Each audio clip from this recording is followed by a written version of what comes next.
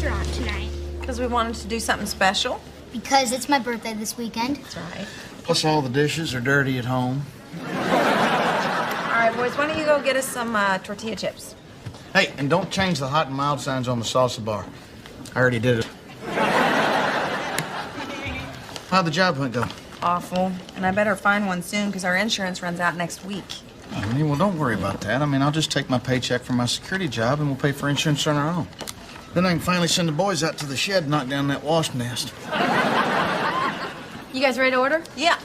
I'll have the whole lot of tostada, and then the boys will each have super neato chicken burrito. Oh, and one side of unholy guacamole. And I'll have the half order of the whole enchilada. Are birthday meals still free? Yeah, whose birthday is it? Those two? Both of them. Yeah, they're twins. Yeah. Little Bo was in a incubator for 12 weeks, struggling while Jack was double timing it on the breastfeeding. Okay, whatever. And this coupon is good for one complimentary dinner, and then this wooden peso, this is good for one free margarita. Which we'll split. Yeah. And I'm assuming that members of law enforcement eat for free. You're a security guard. And you're a waitress. Both our jobs suck. But stick it to the man. I'll be right back with your order. And your change. Mom, after dinner, can we go to the video store to rent games for my party? Video games, let's see. Here comes the coupon accordion. Happy birthday, my little muchachos. It's your birthday, now have some free nachos.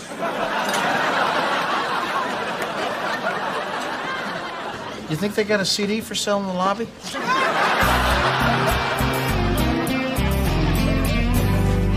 I can't believe we found Alien Overdrive. Hey, what's that game about anyway? It's two armies who face off in this intergalactic battle of, it's pretty much checkers with guns and hookers.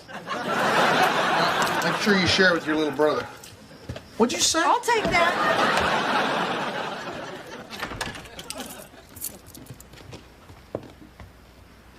Oh my God. Why is there stuff all over? We've been robbed. Stay there, I'll make sure the house is safe. Hey, they took our TV. I'm scared. It's okay, boys. Always clear.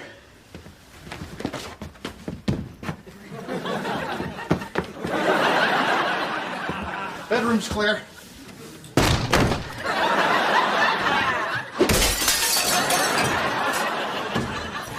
Rodney! I'm fine. But those jackasses that robbed us broke our mirror.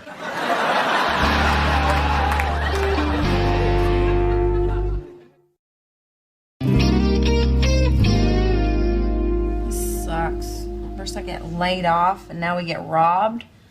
When is life gonna get easier? Well, at least we still have each other. I'll save it for the kids. I have completed my initial investigation and secured the premises. I can now report exactly what happened.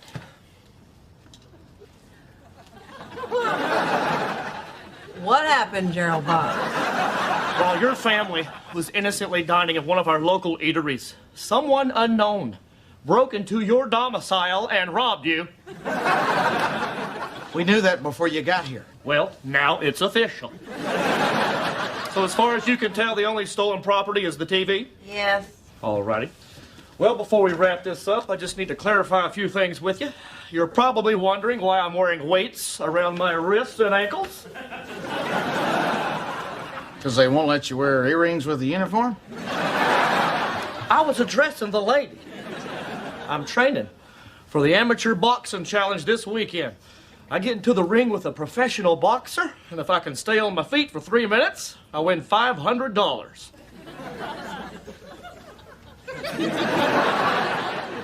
Okay. Gerald Bob, can we speed this along, or do you have a ballet recital we need to know about? Here's a flyer if you want to come down and cheer me on. And here's what our TV looks like if you want to go out and do your job. If I get any leads, I'll let you know. But I gotta be frank here. The odds of you getting that TV back are mighty slim. Found the TV. Where'd you find it? It was on the ground by the back gate. Damn you, Barry Martin! Now this whole investigation is tainted! You know when you're scared, you're even more beautiful? Actually, I'm more creeped out than scared. Well, you wear it well.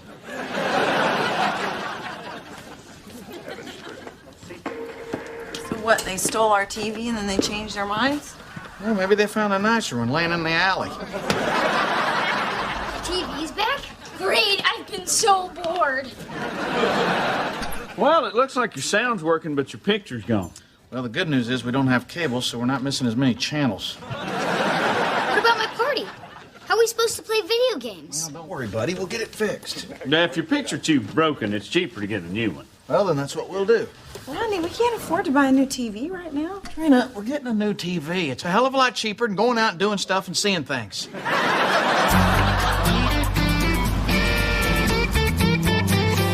Can we get a plasma screen? Nope, we're getting the cheapest one they got, we're getting it on credit, and then we're getting out of here. Hey, let's get this one. It'll double the value of our home. Come on, Rodney. Hey, Jack. Hey, Brad. What you doing? Getting a new TV. Plasma? Probably. How about this one? This is cute. We can afford it. Good one. My aunt and uncle are so lame. Ryan. See ya. Who's that? Just some kid from school. How you folks doing? I'm Jason. Can I help you find something? Yeah, we'd like to buy this TV right here. And we'd like to finance it, because there's no payments for 2 years, right? Please, step into my office. Name? Rodney and Trina Hamilton. Place of employment? Second Alert Security. And how long have you worked there? 1 week. 1 week? We can come back tomorrow if that's not long enough. He's worked for B. Martin Construction for the last year. Barry pays me under the table. But now that job has ended. Any other means of not making money? I worked for the Central Bank of Greater Tulsa for the last 8 years. Worked? Yeah, well, I recently got laid off. But that wasn't because of my skills. That was because the bank got bought out. Of course it did. Unemployed.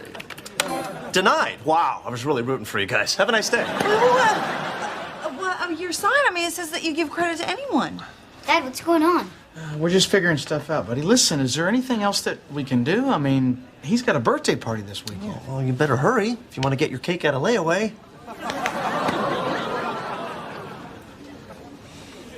Come on, Dad, let's just go. Attention shoppers, let's please congratulate Jason in electronics on his 3rd week of being herpes-free.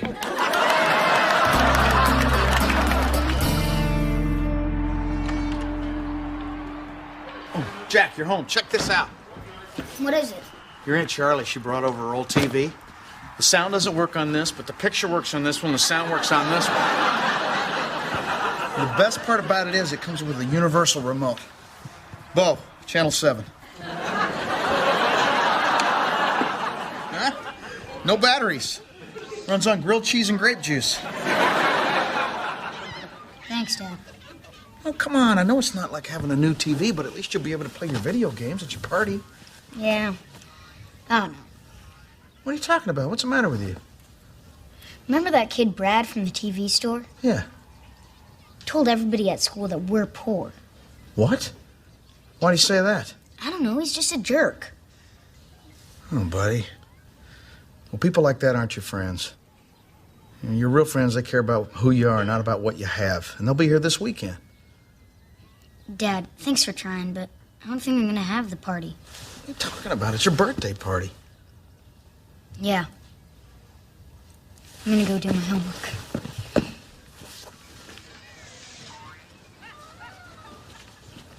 Bo, power off. Trina, we need to get a new TV. I think what we ought to do is use the money that we've been saving for health insurance to buy one. Oh, what a great idea. And while you're at it, why don't you sell our wedding band so we can get that go-kart you always wanted? I'm serious. Jack doesn't want to have his party. Why not? He's embarrassed. The kids at school are making fun of him. Oh, God. This is all my fault. I should have never quit my job at the fiberglass plant a year ago. At least I'd have money and a way to buy a new TV. No, this is not your fault. We were robbed. Besides, kids need to learn they can't always get everything that they want. Look, this is something that he needs. Oh, he needs a TV. Yes! More than he needs health insurance? Way more. All right, look, just because Jack is getting teased at school does not mean that we don't need health insurance. Huh? I'm getting him the TV. Not with our insurance money, you're not. Trina, half that money's mine. Well, you're not getting it. Yeah, well, at least I'm getting the last word. No, you're not. Yes, I am. No, you're not.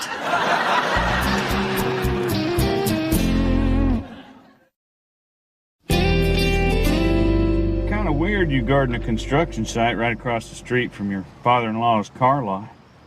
Not as weird as you taking up knitting. You know, you just talked yourself out of a pair of green mittens. I gotta find out a way to get a new TV without me and Trina getting a divorce. Maybe I'll go down to the sperm bank. Sperm bank? I don't think you're exactly what they're looking for. What's that supposed to mean? Well, you know that chart of the evolution of man? You are not that last guy.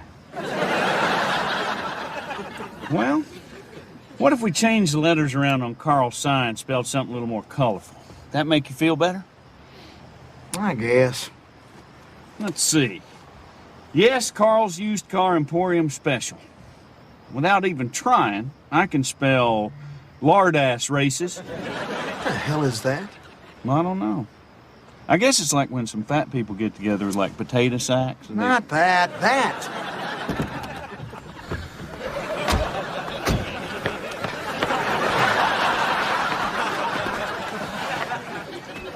Rodney. Barry. Well, what are you supposed to be, Gerald Bob? The coal miner's other daughter? I'm training for my boxing challenge. Well, is part of that challenge not laughing at you? Well, when I win that $500 purse, we'll see who's laughing.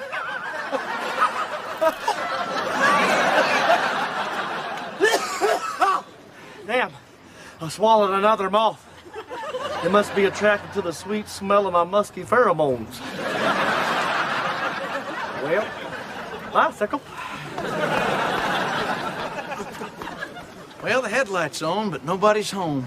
I think I just figured out a way I'm gonna get that new TV. Coconut. What do you think, Bear? I look like a real boxer? Not a real scary one. Rodney, are you sure about this boxing thing? Look, I gotta do this for Jack. It's something that he needs. It's important. All right. If you're gonna go through with this, I can help you. How can you help me? Well, does the term Golden Gloves champion mean anything to you? You were a Golden Gloves champion? No, but my Uncle Donnie was. And he used to beat the hell out of me every Sunday morning before church. All right, let's see what you got.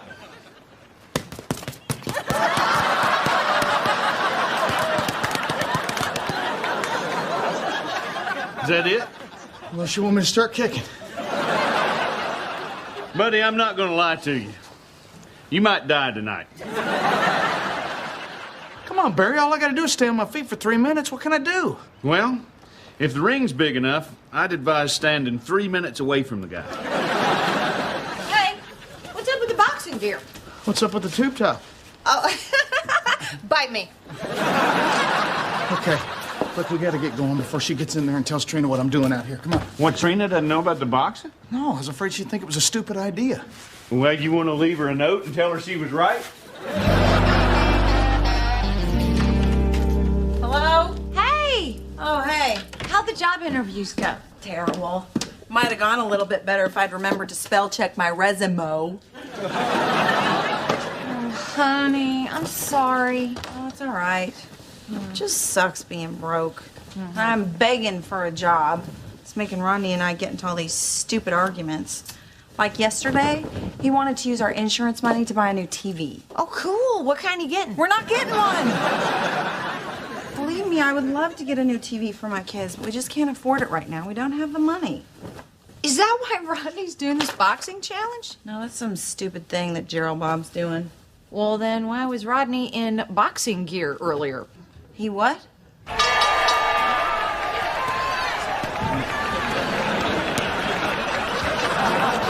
What's that smell? I'm covered in liniment. Toughens the skin. What do you got in them gloves? Horseshoe magnets. Well, now that's cheating, Gerald Bob. Only if I get caught. All I need is one good punch.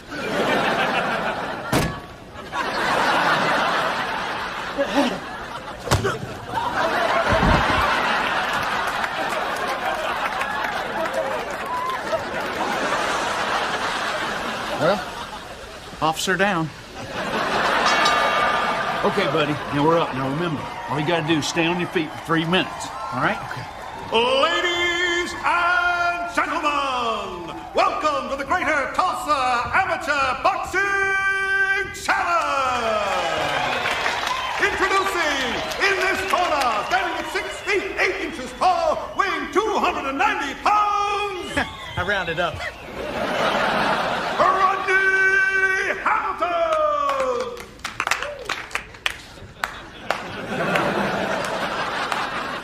And in this corner, standing at 5 feet 3 inches tall, weighing 127 pounds, Jose the Nat Villa! Look at him. He's just a itty-bitty fella. I wouldn't be fooled by his size. He looks scrappy. Yeah, well, I'll let him get in a couple of shots in case his mom and daddy are here.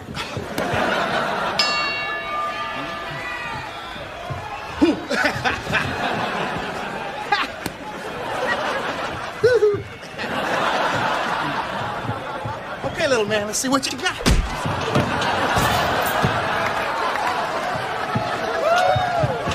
Shit, Barry! He cold-cocked me. Rodney, this is boxing now. The punches should not come as a surprise. Oh, it's on, little man. Rodney! Trina, what are you doing here? I'm trying to keep you from killing yourself! Just watch out! No, I'm in the middle of something. Can we talk later? You get out of there right now. We do not have the insurance. You know, I'll be okay.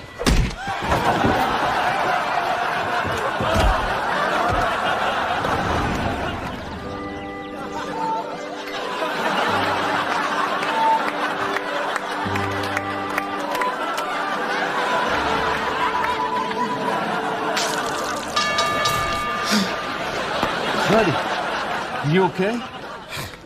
I just had the craziest dream. I was fighting this little guy, and he knocked me out. Can we finish our tea?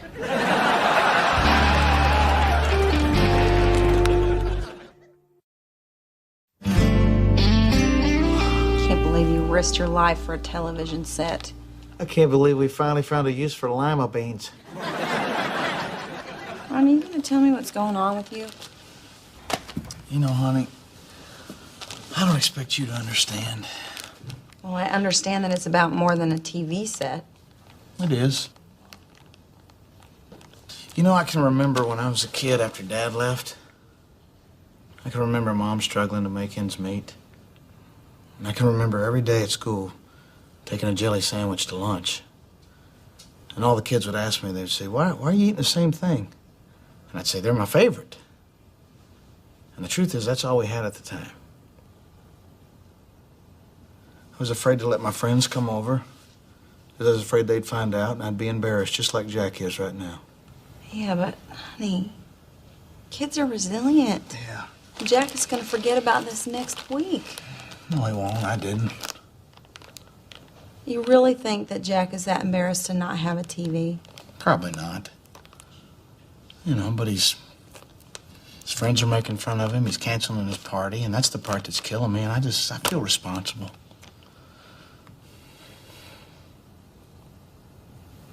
You know what I'm thinking? I say we get the kids' insurance, and then we take whatever's left over and we'll buy a new TV. You sure? Yeah. We can get insurance for us next month, and until then we'll be really careful. And that means no boxing, no power tools, and no shower sex. What if I put in a handrail? I love you. I love you too. You know, it's not always going to be like this. I know. I'd rather be poor with you than rich with somebody else. Me too. I'm kidding. If you don't get your stuff together in 5 years, I am out of here.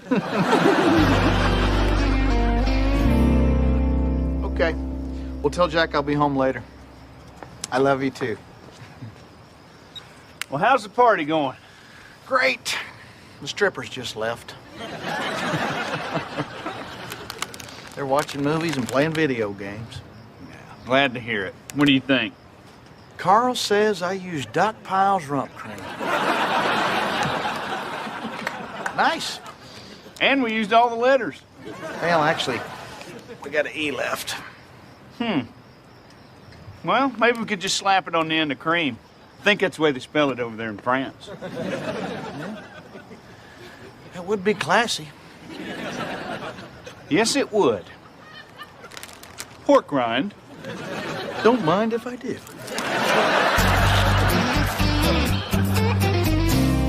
Heavenly.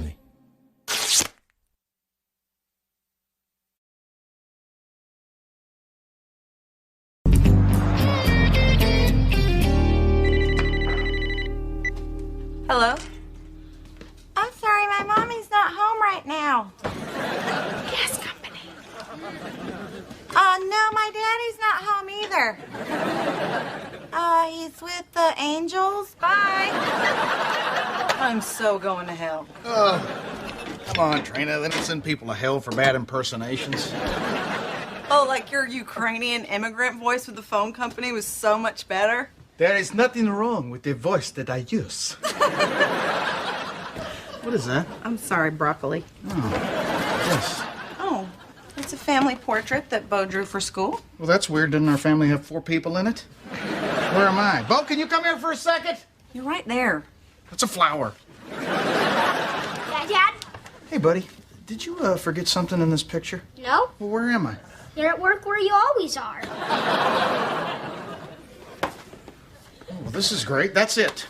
He's already forgotten about me. No, he hasn't. Trina, between my day job and my night job, I barely see you guys as it is. Now I'm disappearing from Bo's homework? You're not disappearing. You were never there in the first place. Well, I'm off this weekend and we're doing something as a family. Just the 4 of us. Hey. Something fun. Big fun. We don't have any money. Something cheap. Big cheap. Well, let's go camping. Hey, that's a good idea. Yeah. We could use my daddy's lake. Oh, God. I don't want to go to Lake Carl. It's far away. There's bugs. It's called Lake Carl. It's free. And since we're practically living without running water and electricity, it might be good practice. Fine, we'll go to Lake Carl. But I refuse to walk up the Carl Trail to Mount Carl and sing the Carl Spangled Banner.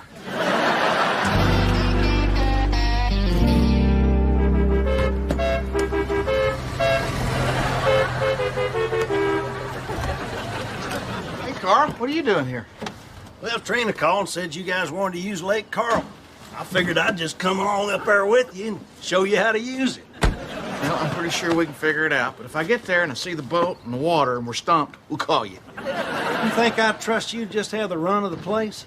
37 acres of pristine wilderness and untamed wildlife? Carl, a 30-year-old cow is hardly untamed wildlife. If you forget it, you're not coming. Oh, I guess that means you won't be using my air mattresses. I don't care. Or my outdoor beer tap cooler. Fine. Or my lake. Come on, Carl. Look, I am just trying to spend some special time with my family. Well, what do you think I am? I got a lot of answers to that question, and every one of them are going to keep me from going to your lake. Fine, you can come. All right, you talked me into it. Hey, I'll pile some of my supplies in the back of your old rust bucket here. The kids can ride up with me in this little beauty. I don't know. They like riding in the truck because they can spit through the floorboard. What is that? Well, it's my rifle. I'm surprised you didn't recognize it since it greeted you at the door the night you picked up Trina on your first date. We're not taking that camping. Camping without a gun? That's like driving without one. This is a family trip, and nobody's shooting anything. Whoa! Bad news, garbage disposal shot. Worse news. So is Carl. What? I kind of shot your daddy in the ass.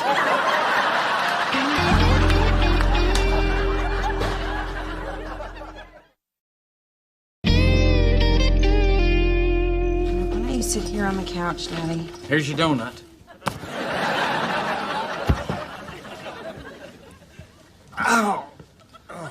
You know, instead of shooting me, you could have just told me that you didn't want me to go camping with you. I did. Quit whining. The bullet only went through one butt cheek. Worst thing that could have happened was a little brain damage. Yeah, one butt cheek, just like you to do something half-assed. Daddy, you are the one that brought the loaded gun. Ha! And you're the one who set it off. Ha! Both of you, shut up! Now look, Rodney, he's gonna be here for a while, and we're gonna take care of him and give him whatever he needs. You got that? Fine. Okay, Daddy, if you want Rodney to help you, you gotta be nice to him. Haven't I suffered enough? Listen, I got a favor to ask. Do you think you could drop down by the car lot and just make sure everything's running smooth? Yeah, I got time right now. If you leave, who's going to take care of Carl? How about the guy who shot him? Here's some ointment and bandages, and I'll be back in a little while.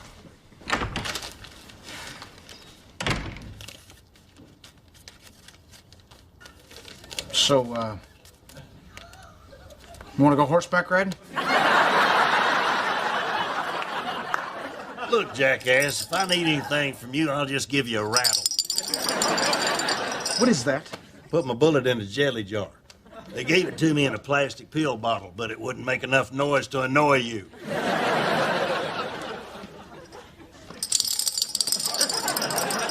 What?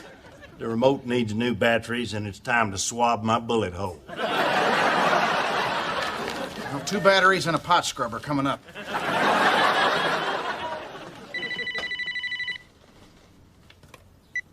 Hello? Get your book out. I got a gig for you. Who is this? Amy O'Brien, your manager. Manager? I thought you lost interest in me after I missed that showcase. Well, I did, but I had a cancellation, so today is your lucky day. 2 months on the road, comedy clubs and colleges, $1,500 a week. What do you say? Are you serious? That's great. I mean, I should probably talk to my wife. In or out, Rodney? I need an answer now. I've got 5 other comics who don't need to talk to your wife. All right, I'm in. I'm in, and thanks. I mean, this has made my year. Oh, I couldn't be happier. You leave on Thursday, and I'll call you later with the details. Whoa! Hold it down there, dummy. I'm trying to recuperate in here. Hey, Carl, kiss me where I shot you.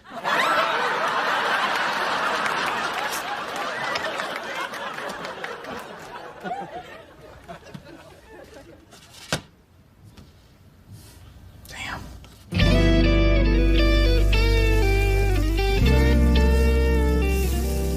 Well, how's dinner coming, boys? My hot dog fell in the dirt. Pick up your wiener and stick it back in there. That's how the cowboys used to do it. Did the cowboys also use air mattresses? Yes, they did. They used to trade them to the Indians for keychains and boneless chicken. Hey, Daddy. Hey. How you feeling? Holier than thou. Oh. I've been saving that one all day. So how's things at the office? Well, I'm pretty sure Buddy Chalmers is stealing a car one part at a time.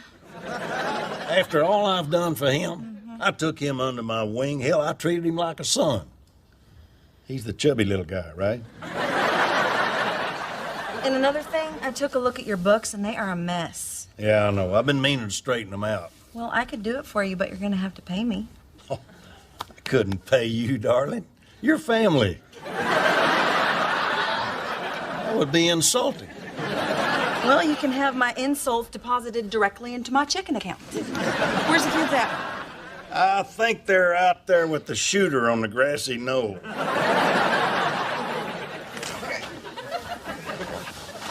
Wow. Hey, honey. We're having some family time. I promised to camp and trip, and that's what we're doing. Hey, boys, why don't you run over to the Shefflins and see if they got some marshmallows we can borrow for some s'mores. And chocolate. And graham crackers. Did you put up a tent all by yourself? Yeah.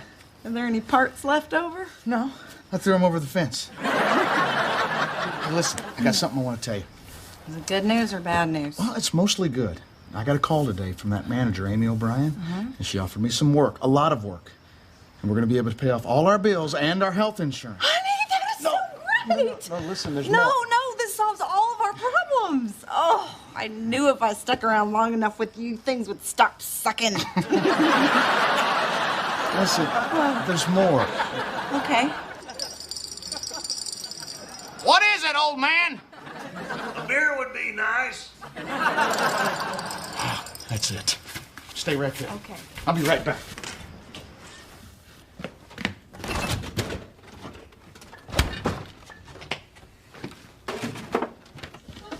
All right. Here's your beverages. Here's your baño. Don't bother me again until this is inside of this.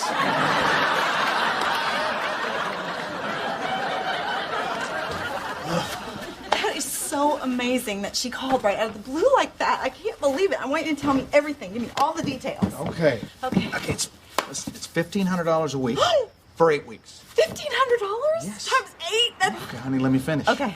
Okay, it's 2 months on the road. I'm going to be traveling all over the country, so I'm not going to be able to come home in between shows. You're gonna be gone for 2 months? Well, yeah, I leave on Thursday. Thursday? Honey, I wish I didn't have to go. I mean, but what choice do we have? We need the money, and this is what we worked so hard for. I know, but 2 months. Yeah. The Shefflins gave us a whole bag of marshmallows. The good kind, too, not the cheap kind like we get. This is so much fun. Can we do this every weekend, Dad? Yeah. That would be nice, wouldn't it, buddy?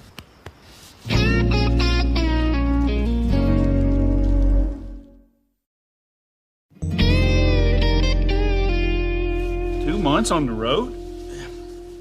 Well, all right. When are we leaving?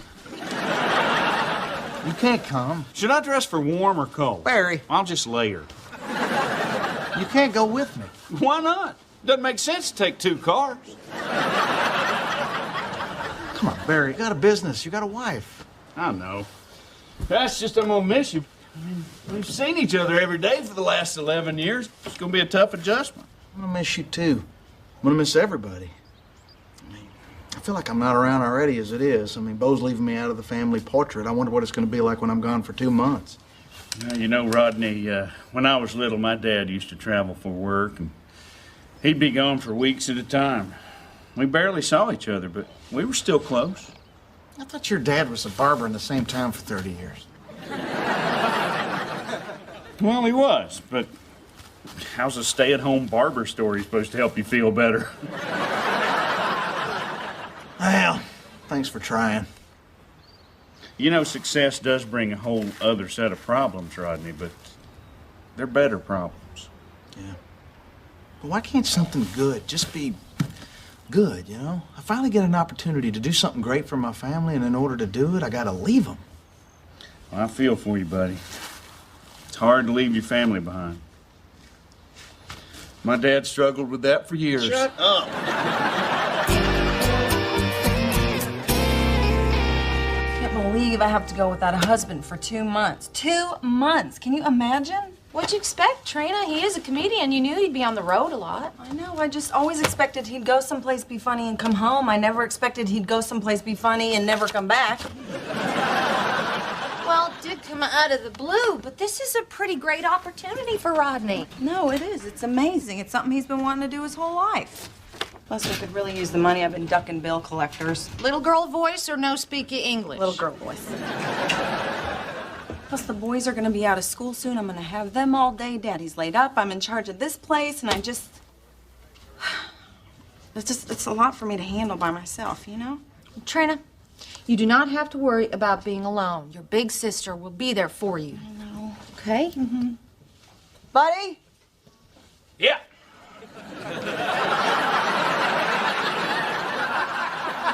under your shirt? That'd be my belly. Looks like a steering wheel to me. Oh, man. How'd that get there? Bunch of pranksters over in parts. Put that back. You got it. And the antenna. Radio.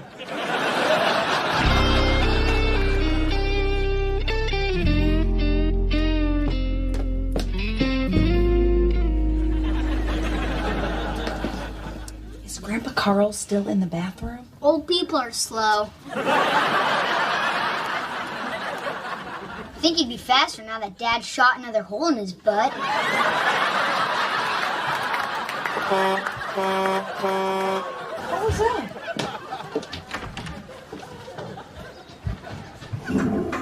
Okay, little help? Anybody? Sweet! Cool! Hey, honey, what do you think? What is it? It's our new home for the next 2 months. We're going on the road.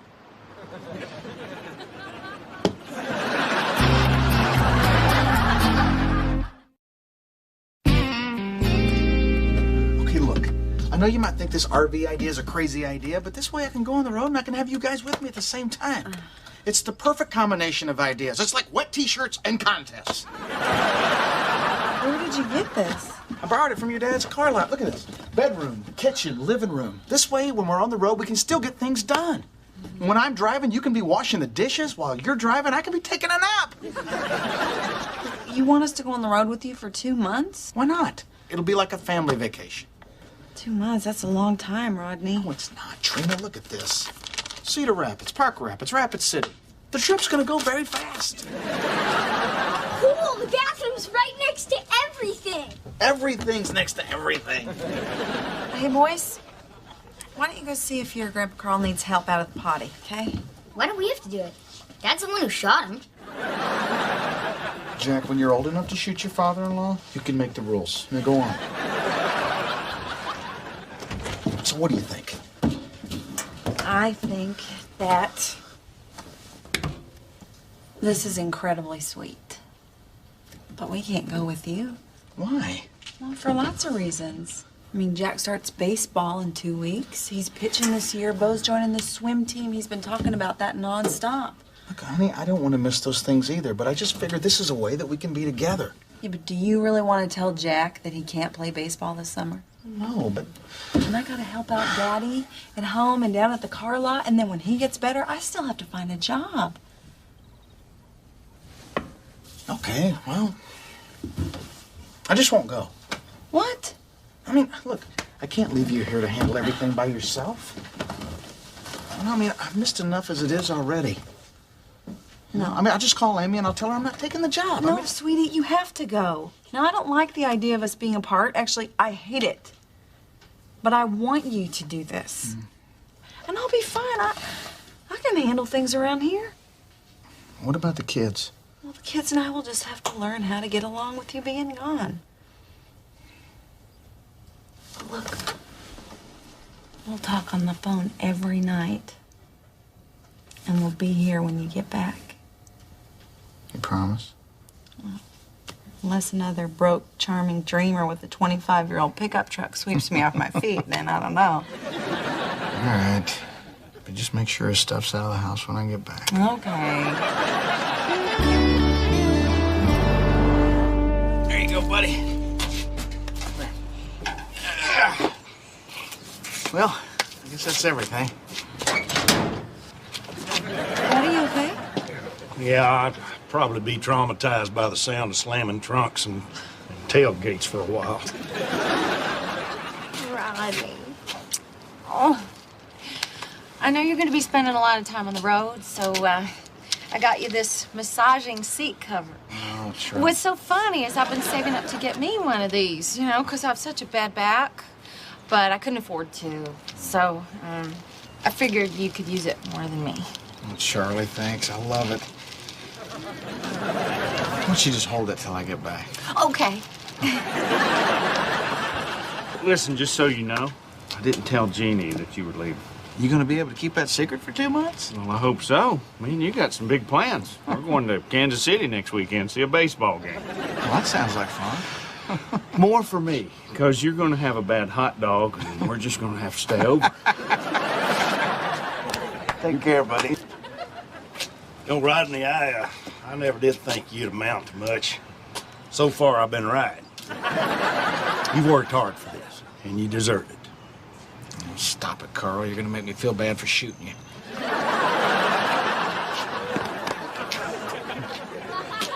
Jack, your Grandpa Carl's gonna be here for a while, so you know what that means. You're gonna have to be the man of the house. Okay, Dad. Your mom's gonna tape your ball game so I can watch them when I get back. But do me a favor, if you could, kind of run slow around the bases, because she's not real good with a camera. Love you. I love you too, Dad. Be a good boy. Here, Dad, this is for you. Oh, look here. I'm in the picture. I'm bigger than the house.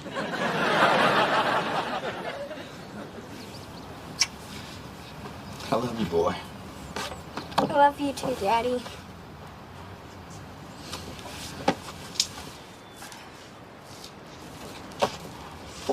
Sure could use a pretty passenger.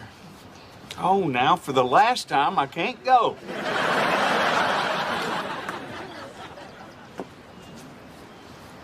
Oh, having a successful husband really sucks. Remember 10 years ago when we met? You were working for your dad and I was sleeping in my truck.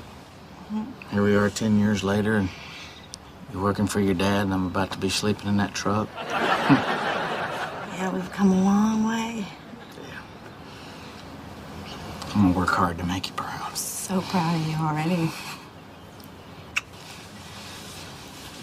Okay, come on now. Cedar Rapids, Park Rapids, Rapid City. It's gonna go by fast. I love you.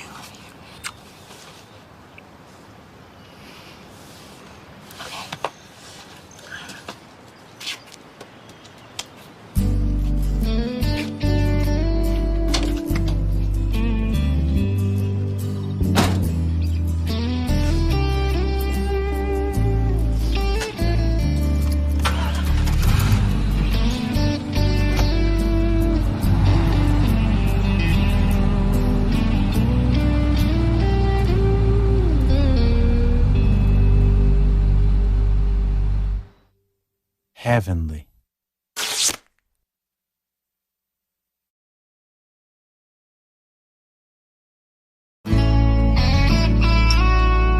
What's all that? Oh, just the last box of junk from our road trip. Pretty great, huh? Stole that from a bar in Wichita. Ooh, a naked lady mug. Finally something to go with our ass plates. Why are you stealing glasses anyway? Honey, places like that want you to steal stuff. That's why they put their names on it. You know why else people put their name on things? Because it's theirs. I got that mug at a gambling boat in St. Louis. This shot glass, sports bar in Iowa. This tequila, I don't know where I got that. You sure drink a lot when you're gone. No, Jack. I don't have time for drinking with all my glass collecting. Cool mug. Can I have it? Sure. No. You. All right, boys, hurry up and eat. We got to get ready for church. Church. Yes, we are going to church. For no reason? No, for a good reason. Trina, we're not church people. When they say holier than thou, we're the thou.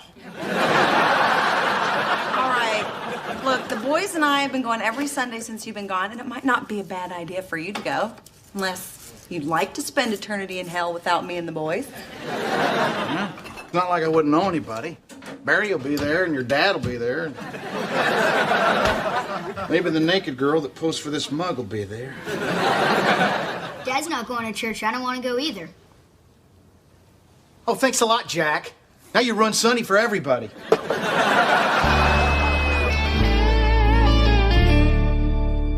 I know a man who went on a journey. He went on the devil's journey. He left his family behind so he could drink his way through card parlors, gin houses, and honky-tonks. Is he talking about you, Dad? Shh, color. He drank. And he drank. Oh, and he drank some more. Gambling, stealing, and cursing. Was Reverend Holloman with you on this trip? I ask you, my brothers and sisters, where is a life like this headed? Hell! Where is a man like this going? Hell! What awaits a man? Okay, I get it! I get it!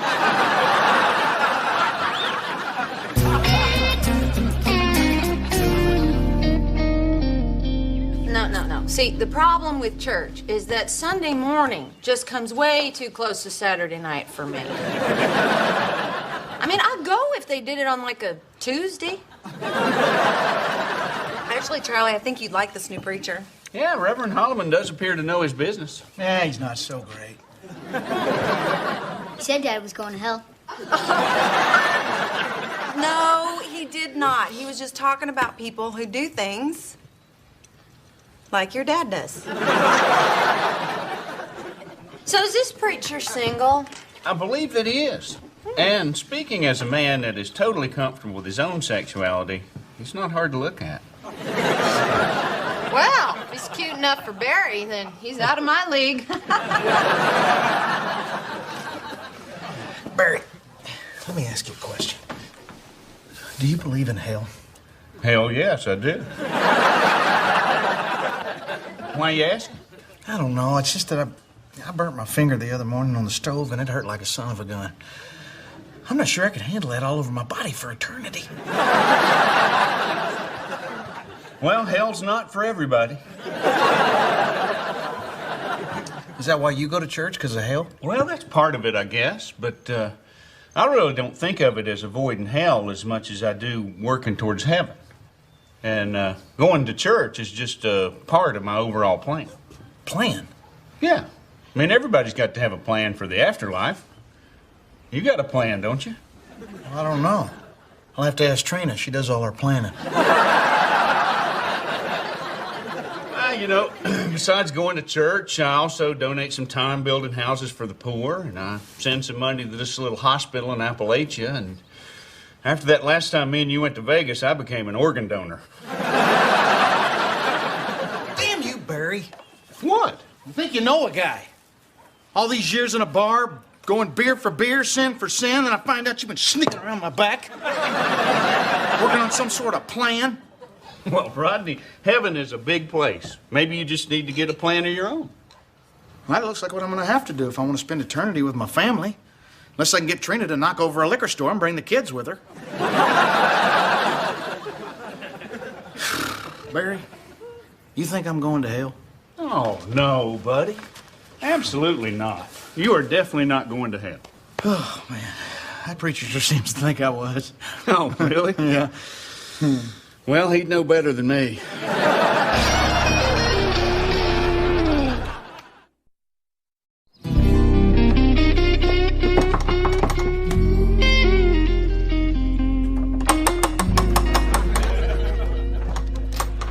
Hey, is Reverend Holloman here? You're looking at him. Oh, it is you. I didn't recognize you. You look a lot bigger on stage. Something I can help you with? Yes, sir. I'd like to go to heaven. Fabulous. Me too. Anything else? Because I'm kind of watching the ball game here. Oh, well, then I won't keep you. But listen, it's just that I've lived a sort of a sinful life. I mean, nothing too bad. I haven't killed anybody or anything like that, but I've taken the Lord's name in vain a couple of times. And I think I might have coveted once or twice. You think you can help me? Yes! I'm sorry. Look, I need a plan, for the afterlife. You been baptized? Accepted the Lord as your Savior? Yep, and yep. Great, you're good to go. Hang on. I got baptized way back when I was little. That was way before I did all my best sinning, and I'm not sure it still counts. Oh, it counts. Your baptism doesn't expire till you do. Yeah, but my best friend Barry Martin, he's been doing all sorts of charitable do-gooder acts for years. Building stuff, donating organs. I see. So you figure you need a little something to help your chances of getting into heaven. Yes! Well, the church lawn could use mowing. Amazing grace, how sweet the sound saved a wretch like me. I once was lost. That looks great, Rodney. Well, thank you, preacher. The Lord surely appreciates all the hard work you're doing. Well, you tell the Lord. Rodney Leslie Hamilton, 4182 Lilac Street, Tulsa, Oklahoma, 74103. Says he's welcome. Thank you. I better get back at it. Hey, let me ask you something, preacher. Is there anything else that needs doing? Well, come to think of it, the Lord was hoping to get his box hedges trimmed. Sure. From his angle, I bet they look pretty raggedy. Also, my office could use a paint job. Well, no problem. I'll get my paintbrush and my holy roller. Was blind, but now I see. Instead of celery sticks, can I have a cookie? No, and I don't want you trading these for something else at school. Mom, be real. On what planet does a kid trade for celery? Jack, remember to go to church after school today, okay? You have that teen Bible study thing. I know. Okay, love you, bye. So, Jack's in the teen group? Yeah, he seems to like it. Well, sure. He's cute. But he gets a lot of action. Action? Charlie, he's 12, and it's Bible study. Uh-huh. Don't you remember those truth or dare games we used to play? No. I remember discussing the Bible and making crafts, and on hot sunny days we'd sit out on the lawn and we'd sing. I remember talking about boys and making out, and on hot summer days we'd skinny dip while the dorks were out on the front lawn singing. What? We were there together. How did I miss all that? Trina, come on. What did you do when we turned out the lights to pray in the dark? I prayed. Hey, Charlie says that all she did in Teen Bible group was hook up with the boys. Huh. Well, that explains why her name and her number is carved in so many pews. So, Rodney, I hear you're working for the preacher. That's right. You think you can mow your way to heaven? Don't mock my faith, Charlie. I'll have you smoked. What are you doing? Getting rid of the evidence of my sinful past. What are you doing with these towels? Trina, I stole these. The H really does not stand for Hamilton. Rodney, don't you think you're taking this whole religious thing? Where did you get all these videotapes? Oh, you're sick. Was sick, Trina. Was sick. That's the old Rodney. Okay, wait a second. This is mine. This is my Claudia Schiffer workout tape. I know.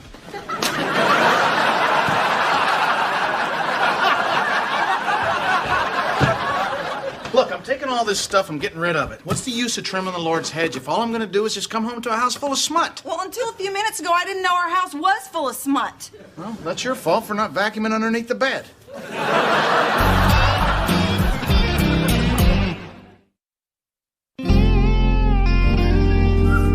Hey, preacher. Morning. Hey, Rodney. You know, I know God created the universe and the oceans and all, but I believe his greatest creation might be that machine that matches the paint colors down there at the hardware store. Found it, Reverend. Well, hey, buddy. Thank you. Barry, what are you doing here? Oh, nothing much. The Reverend asked me to fill in for him at the Teen Bible Group this afternoon. Oh. Well, ain't that convenient? What do you mean? That's just that you see me up here working for the church, you know, scoring points, and now you feel like you need to get a little piece of the action. It's not a contest, Rodney. You feel me gaining on you, don't you? He just had a scheduling conflict. Uh-huh. I got an interfaith football game today. We're playing the Lutherans. Oh, they stumped you guys pretty good the last time, didn't they? Hey, they cheated. Turns out their linebacker was a Mormon. Preacher, if you need me to fill in, I'd be happy to do it for you. Hey, I appreciate that, Rodney, but these kids, they can be quite a handful. I can handle it, preacher. After all, I'm an entertainer. Barry's a carpenter. Nothing against carpenters. I know Jesus was one. No, he was an electrician, wasn't he? No, he was a carpenter. Well, if you're sure you can handle it. I can handle it. I mean, what do I need to know? Just the Bible. The Bible. Yeah, you got it. It's the Holy Bible, right? And he said unto them, how is it that ye sought me? Wist ye not that I must be about my Father's business? And they understood not the saying which he spake unto them. Okay. Any takers? Who wants to tell me what that's about? Anybody? Don't be shy. Spake unto me. You don't have to raise your hand. I'm the cool teacher. Right, Jack? What's your question? Why isn't there anything in the Bible about Jesus as a teenager? Oh, there's plenty. You just got to know where to look. See, it's in the.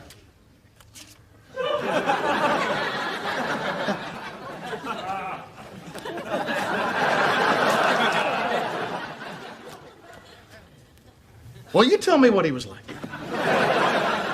You're the teacher, shouldn't you tell us? Okay, right. Teen Jesus. Well, we know he was cool. We know he was popular. I mean, after all, his dad was God. I mean, me and you, we might make a big deal out of that. My dad's God. He made the universe in 7 days. Your dad's on unemployment and hasn't been sober in 7 days. So you think he had a girlfriend? Well, some of your biblical scholars may disagree on this point, but I'm going to jump out there and say, you betcha. I mean, we've all seen the pictures. Tall, handsome, six-pack abs. Trust me, he was beating them off with a stick. Oh, I got one. Did Jesus read comic books? No. Even in biblical times, that was considered geeky. But I'll tell you what he did do. Do you fish? Well, Jesus was a heck of a real good fisherman. You know why he was a good fisherman? Because he knew where the fish were. And he had that light around his head so he could fish at night.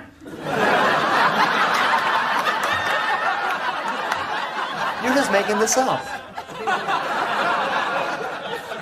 Does it matter? Duh, yes. It's a sin to lie, right? Well, usually, but not all the time. Let's just say that I'm someplace and they're giving away free tapioca pudding on my birthday, and while it isn't my birthday, I tell them it is. Does that make me a sinner? Yes. You've answered enough already. Girl in the back, does that make me a sinner? Yes. What is wrong with you people? The point is it's not always easy to know what is or isn't a sin. It's not like they're carved in stone. What about the 10 Commandments?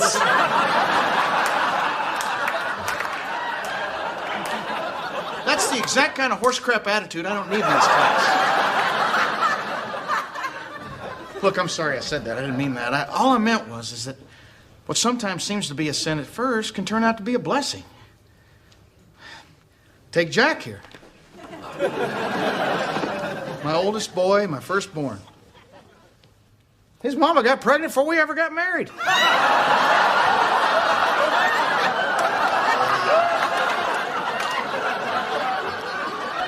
While technically that may be a sin, I mean, had we not done that, Jack wouldn't even be here. Isn't that right, Jack? Jack? Jack?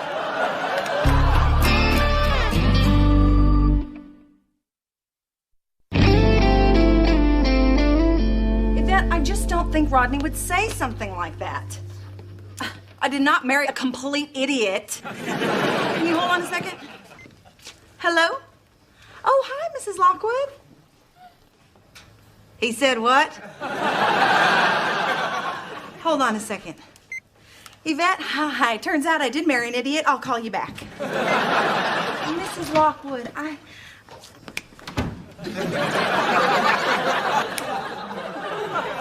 well, actually, he just walked in. Yes, I will tell him that, but that's pretty salty language coming from a choir director. Bye. Is Jack home? He's in his bedroom. Oh, good. I was going to give him a ride, but apparently he felt like running. Well, can Can you blame him after his dad told a church full of his friends the intimate details of the night he was conceived? It doesn't matter. Chuck already knew that. But his friends didn't know, and their parents, who I see at church every Sunday, didn't know. Trina, I panicked. I thought I could just read to them. Then they started asking questions. Oh, all right. So you told them that lying isn't always bad, that sins are sometimes really blessings, that Jesus beat girls with a stick? Off? I said beats them off.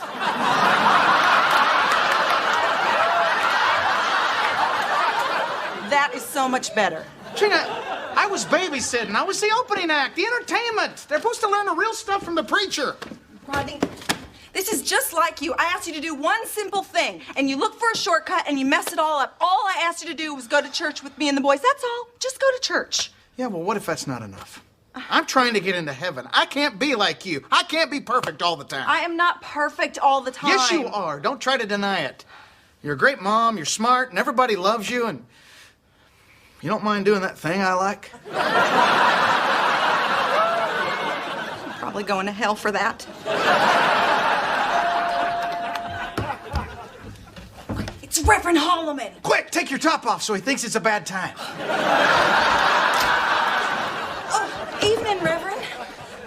Trina, what on earth did you say to those kids? Yeah, I'm sorry, Reverend. I never knew there was so much to know about the Bible. I never knew so many parents had my cell phone number. Look,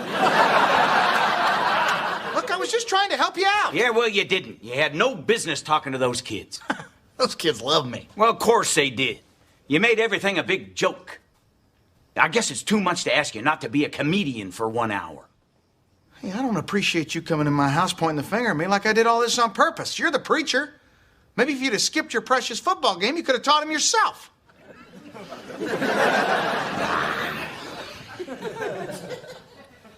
Why'd you get so quiet? You're not secretly damning me, are you?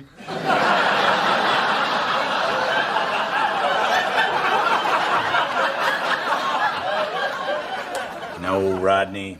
You're right. You know where I messed up? I didn't turn off my TV and minister to you when you came over on Sunday. Oh, you were watching a game. Everybody needs a Sunday off. Not preachers. That's kind of our busy day. Well, can I get you something to drink? Don't suppose you'd have a beer. Beer? Well, we might. I'll have to check. I mean, I'm not much of a drinker myself. Domestic or import? Preacher, I gotta ask you something. About that sermon on Sunday? Mm-hmm. How did you know all that stuff about me? I wasn't talking about you. I was talking about myself. I had a pretty wild life back in my 20s. You know, well, not to be critical, but I think next time you should tell them it's you because you're scaring people. Rodney, you're a good man. You try. That's all any of us can do. Can I ask you something? Sure. Do preachers ever worry about going to hell? Every day, buddy. Every damn day.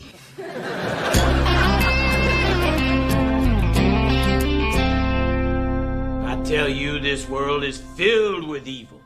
We don't always see it, but it's all around. Why, just yesterday, sweet Mrs. Russell went to check our donation box over at the supermarket, and some vile individual had filled it full of pornography. Dirty magazines, filthy movies, and a glass with a picture of a naked lady.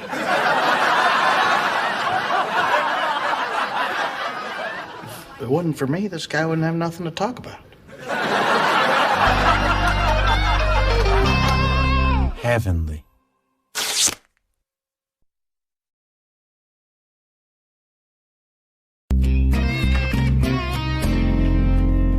Hey, boys, what you doing? We found this videotape in the closet. Question mark Hamilton? Mm-hmm. Rodney, can they see this? Yeah. That's when Jack was first born. It's Hamilton on Hamilton you don't want him seeing. Put that in, Jack. You can see yourself when you're just a couple of days old. Okay, here we are.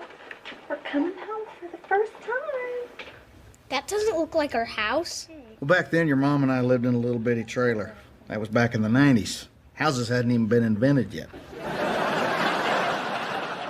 Hold him steady so I can see his face. I'm trying to, but his head is so wobbly. Is it supposed to be like that? I don't know, Trina, but hold him still because he's screwing up the autofocus. Say hi to your new home, George. George? I thought you said this was me. It is you. So my name's really George. George. Your name's not George. Just keep watching. Okay, here. Let me get a shot of you holding it. Okay. Okay, here.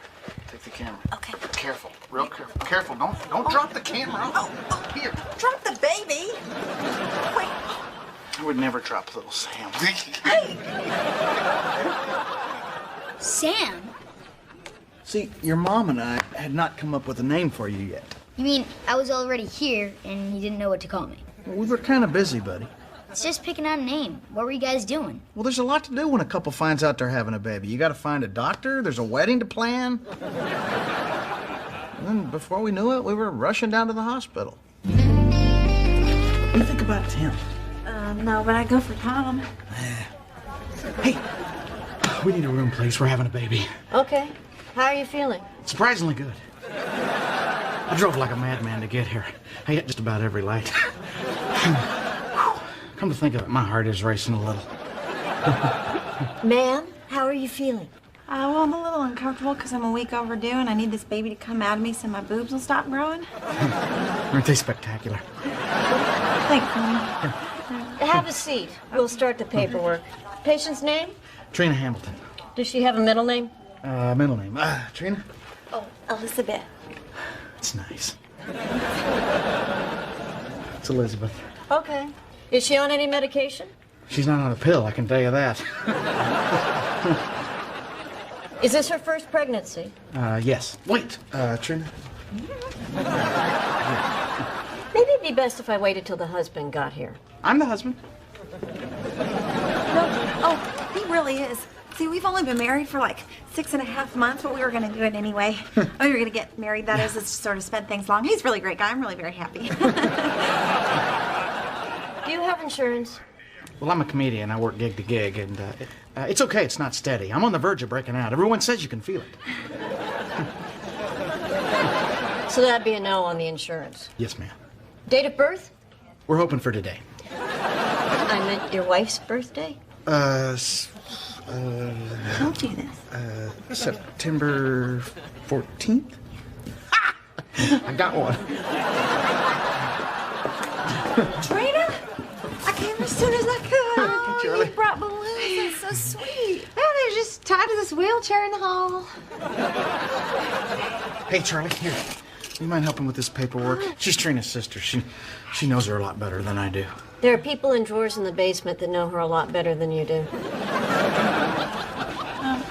Rodney, I'm hungry. Do you have any candy? I'll go to a vending machine. Okay. Hey, you got any change? No, just break $1. Okay, do you have $1? No, I don't have any bills. Bill? How about Bill Hamilton? No. Why? No. So, you still haven't picked out a name yet? No, and I don't think we ever will. Oh, sweetie, you just relax. You're just hormonal. No, I am not. That is a cute dress. Is that new? Yeah, actually it is. I'll just go to Charlie. What if we never pick out a name? I don't know what he likes, and he doesn't know what I like, and we don't know anything about each other. Oh, sweetie, of course you know each other. They really don't. Charlie, we really don't. We've been together for less than a year. I'm still hiding some things from him. What kinds of things? Well, he doesn't know I go to the bathroom. What? You know how you gave me a key to your apartment for emergencies? I have been going over there every day at 10:30 after my coffee. I'd kill to be that regular. there's other things, too. I don't blow my nose in front of him. He's never seen my toes without polish. I'm still wearing makeup to bed. Rodney has never even seen the real me. Sweetie, pretty soon he's going to see you give birth, and I don't think they let you put makeup on down there. Here you go, honey. Yeah. Coconut? Yeah, you love coconut. I'm allergic to coconut. Oh, allergic, huh? Yeah. I knew it was something with coconut.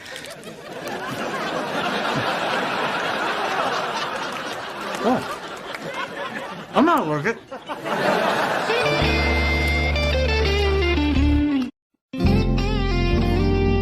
So see, Jack, your dad and I were still sort of trying to get to know each other when you were born. Ah, so it's okay to marry a stranger, but not to talk to one? When is this story going to be about me? It's all about you. And how come I'm not in it? You were in it. You were right in here. And you were not ready to come out yet. Do you know how much that false labor cost us? $175. I'm telling you, Trina, that's the business we ought to get into. Hospital running. Probably got to know somebody. I poop. What? I poop. Every day, sometimes twice. I've been going over to Charlie's. Well, that's a relief. I gotta tell you, I was wondering whether or not that was really a baby you had in there. Why would you hide something like that? I didn't want to ruin your impression of me. I mean, that's crazy. I love everything about you. Hey, where's my new grandson? Except him. So what happened? Where's my little Carl? It's a false alarm, Daddy. The doctor says the baby's not ready to come out yet. And it's not gonna be named Carl. Well, I suppose you got something better. Yeah, not Carl. Daddy, thank you so much for the crib. You're welcome. I just thought my little grandson deserved something better than a dresser drawer to sleep in. Well, that's where the joke's on you, Carl, because we don't have a dresser. You know something, Trina? You'd have a whole lot more nice things if you just let Walter, the parts vendor, have another chance. You know, even with the bun in the oven and the way you're spreading out back there, he still asks about you. She's not dating the parts vendor. She's married to me and we're having a baby, and I can take care of him just fine. You can't even afford a crib, jackass. That ain't fine in my book. You know, kids need stuff. What, are you going to tell jokes for shoes? Look, Carl, I'm this close to making it big, Carl. Everyone says you can feel it. Y'all just call me when little Carl pops out, okay? He's not going to be named Carl. He's not going to be named Carl. How long have you been drinking out of the carton? This carton? 3 days. I've never noticed you do that before. That's nothing. You don't see me open up a pickle jar with my armpit? Rodney, do you ever worry that maybe we don't know each other well enough to be having a baby? Would you stop letting your dad get inside your head? Everything's gonna be fine. In fact, the sooner we get the baby out, the better. We just gotta figure out a way to speed this thing along. Well, the doctor said I could exercise or we could have sex. Well, Trina, we can't afford another pregnancy right now. Let's just get some exercise. Oh my God, you're not attracted to me. No. Listen, it's just that I'm not looking at you like that right now because you're gonna be a mama, and I just feel like I need to protect you. I'm always gonna be a mama. You're never gonna want to have sex with me again. No, listen to me. Listen to me. How about Donnie? What? Yeah, for the baby. I like Donnie. Not short for Donald, just Donnie. Well, Oh my God, you ain't Donnie. You ain't a baby. I love all your names and all your personalities. What is that supposed to mean? Nothing. Okay. This is gonna be great. Wait a minute, honey. This is a private golf course. We can't just sneak in. Yeah, we can. Me and Barry do it all the time. It's gonna be great. All right, listen. Here. All right, we gotta work together here. Ready? Man. On 3. Okay. 1, 2, 3. Oh! All right. Oh! All right, this ain't working. No. All right. I'm gonna have to get under this load. Let's call me Trina.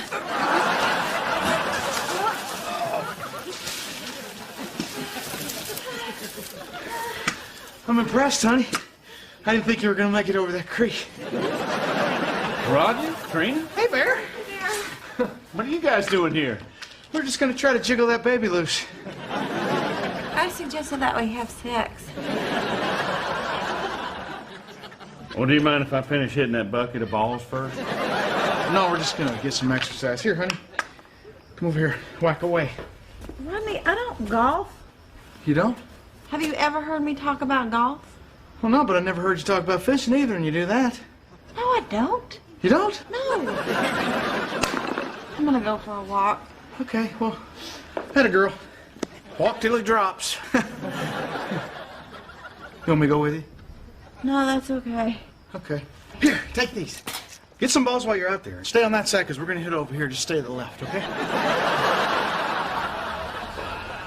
Well, that is one special lady you got there. Don't I know it, Barry. I love her to death, but I'm going to tell you something. She's been acting awful damn crazy. And I'm not talking about cute crazy. I'm talking about hide the knives crazy. Buddy, that's just the hormones talking. I mean, what's she like when she's on, you know, that time of the month? I don't know. I've never seen her that time of the month. She got pregnant too fast. You really are flying blind, aren't you?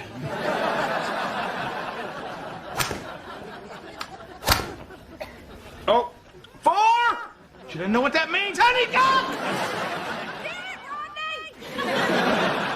That was Barry! I think you kind of came over the top of that one. Yeah, too much right hand. How much do kids' shoes cost? Well, 10 or 12 bucks, I guess. Why are you asking?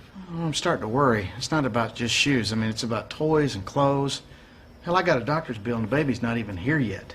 Oh, buddy, it's gonna be fine. How do you know that, man? I've been putting up a good front to Trina, but the truth is, I don't know if I can do this. Oh, man, I felt the same way. But, of course, now I had my own business, and Jeannie had her inheritance. You're not really helping, Bear. Oh, and my dad helped us buy a house. Are you through, or do you have a lottery story you'd like to tell me about? Freeze! Sheriff's Department. Well, what have we here? Looks like I caught myself a couple of breakers and enterers. Well, Joe Bob, look at you. You made it through the academy. Yep, it's my first day on the force. I can see that by the creases in your brand new shirt. Looks like little boobies right there and right there. I wouldn't do that, because when you mock me, you mock the covenant that binds us as a society. The law. Evening, Trina. You're looking radiant. Like a berry filled up with purdy juice. Okay. Honey, it's time. You sure? Because the last time you... It's time. You know, Trina, the way you stepped out of the woods just now, the moonbeams dancing around you... Joe you Bob, have quit that- flirting. We're having a baby. Buddy, we better get her to the hospital. No, not so fast. You're still arrested. She can go to the hospital, but you two are coming down to the station with me. Out of my way. We're going to the Oh, hospital. no, you are not. Joe Bob, would you... Hey!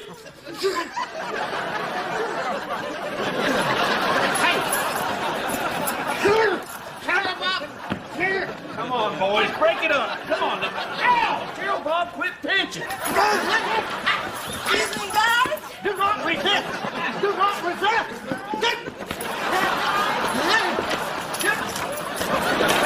Damn it, Robbie! You're even more arrested now. I don't think I'm gonna make it to the hospital.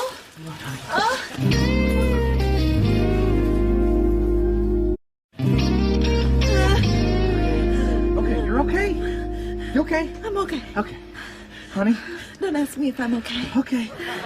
Is she okay? She's okay. Gerald Bob, are you crying? No. It's just that I spent 10th through 12th grade trying to pick up your dress.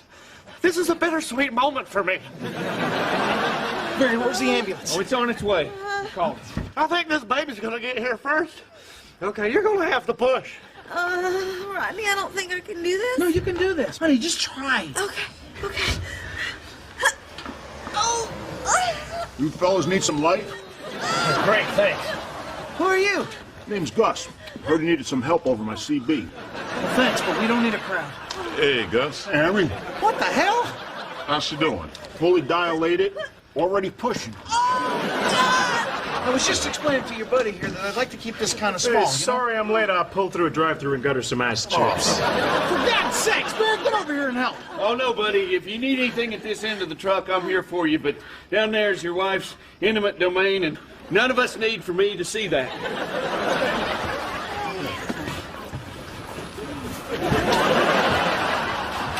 Hi. Oh, hey, man. How are you? Rodney, what's going on here? Okay, guys, anybody who doesn't need to be here, clear out. Well, I got the light. Well, I got ice. I'm a certified doula. I don't know what it is either, but his voice is really soothing. Okay, honey. Well, look, they all have jobs, so everything's fine, okay? No, everything is not fine, Rodney. I'm having a baby in the back of a truck. A truck, Rodney. A truck. A truck. See? I told you she was crazy. I am not crazy. I am seeing things for how they are, okay? We did everything backwards. We met, we got pregnant, we got married, and now we're having a baby, and you don't know anything about me. I know you poop at your sister's. What's wrong with you? Why are you worried? I am worried. I'm worried sick.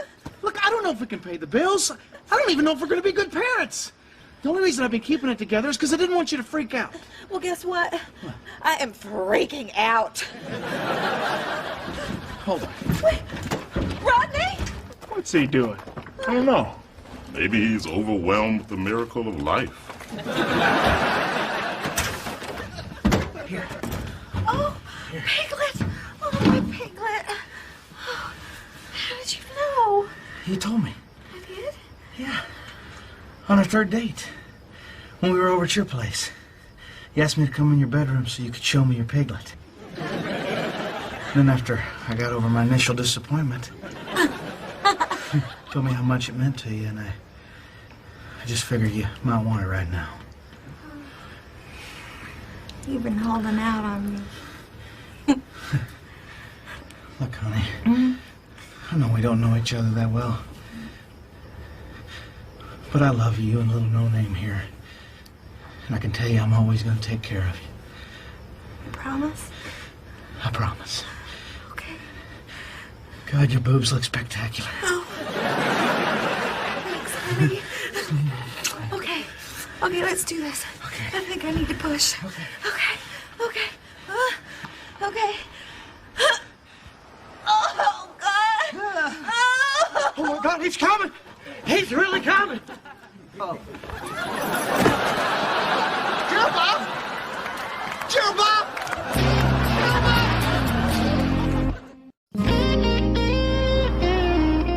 So we took you to the hospital, we got you checked out, brought you home, named you Jack, and the rest is history.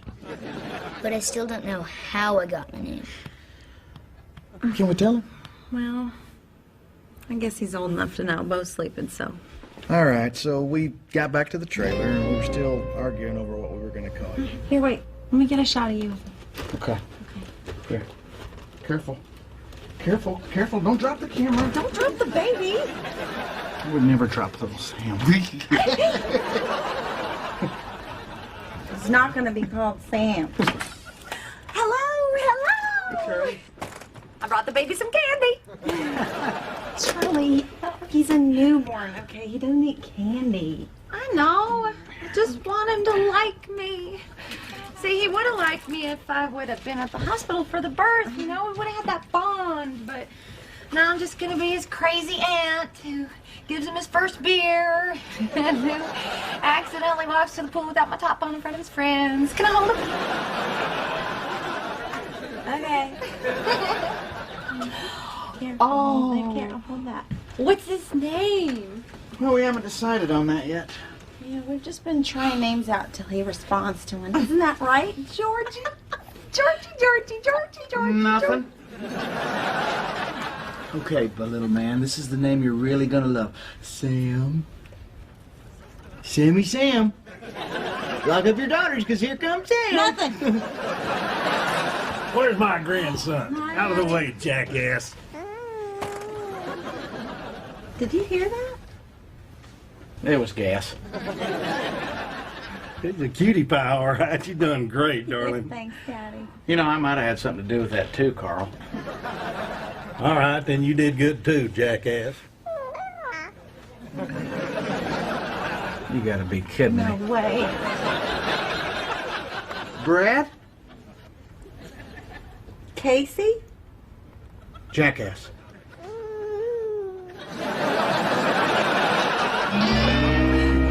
I was named after a curse word? Well, just the first half of one. You gonna be okay? That is so cool! So my middle name is... So you don't have a middle name? I gotta go call my friends. Well, I guess it wasn't gas. He still seems to like it. Come on, sweetie, let's go. Come on, time for bed. What happened? How'd Jack get his name? My favorite book, Jack and the Beanstalk. Jack and the Beanstalk. That's not what Grandpa Carl told me. Okay, good night. It's time for bed. Let's go. Heavenly.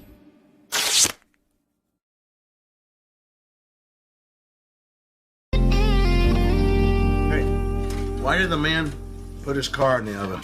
I don't know. Why? I'll have that hilarious answer as soon as I finish this frozen treat. Jack, shut up! Hey! Jack's got hair in his armpit! No, I don't. Uh-huh. I saw him staring at it in the mirror and combing it with his fingers. Did you hear that, honey? Jack's got a pit here. Well, this is a sensitive time in your brother's life, so I'd appreciate if we don't make a big deal out of it, okay? Here, honey, get a picture of me in the hair. Jack, get in here! Rodney! Oh, come on. Go outside the car. What? Did you see that Jack is upset? What has he got to be upset about? Because he's starting puberty, okay? And I feel bad because we should have already had that talk with him about sex and all the changes that his body's going through. We don't need to tell him. There's usually a 7th grader with a beard and 2 kids. He'll tell him. Rodney, get in there. Have that talk with Jack. Oh, great. The one time you want me to talk dirty, and it's to our son. I'll get that. You get in there. Hello? Hey, how you doing? Okay, can I have him call you back? Hey, buddy. How you doing? Jack, listen, I want to apologize. I probably should have told you this a long time ago, but we weren't sure how to bring it up. You're half gorilla. Dad, it's not funny. I know it's not. Pretty soon you're going to be peeling bananas with your feet, chewing on used tires. The upside is you're going to be deadly accurate when you're throwing poop at your little brother. Dad, I'm really not in the mood for this. Look, Jack, this pit hair thing is no big deal. It's just a part of becoming a man. I mean, it happened to me. Look at this. But I don't want to be a man. Are you kidding? Being a man is great. You grow big muscles, your voice gets deeper. You earn $1 for every 68 cents a woman earns. I'll get muscles, like big muscles. I'm sorry, Jack. What did you say?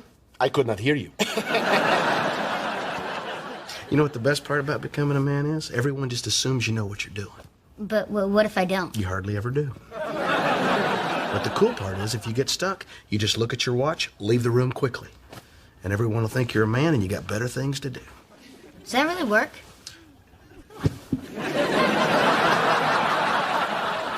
Huh? Cool. It's great to be a man, Jackie. Thanks, Dad. You're welcome, buddy.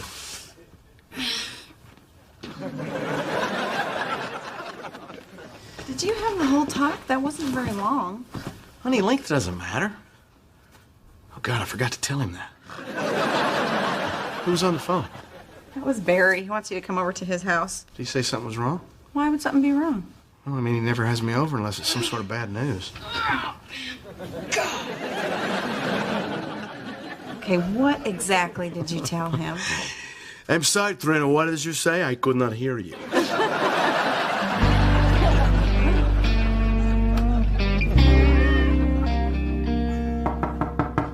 Come in. Hey, buddy. Hey.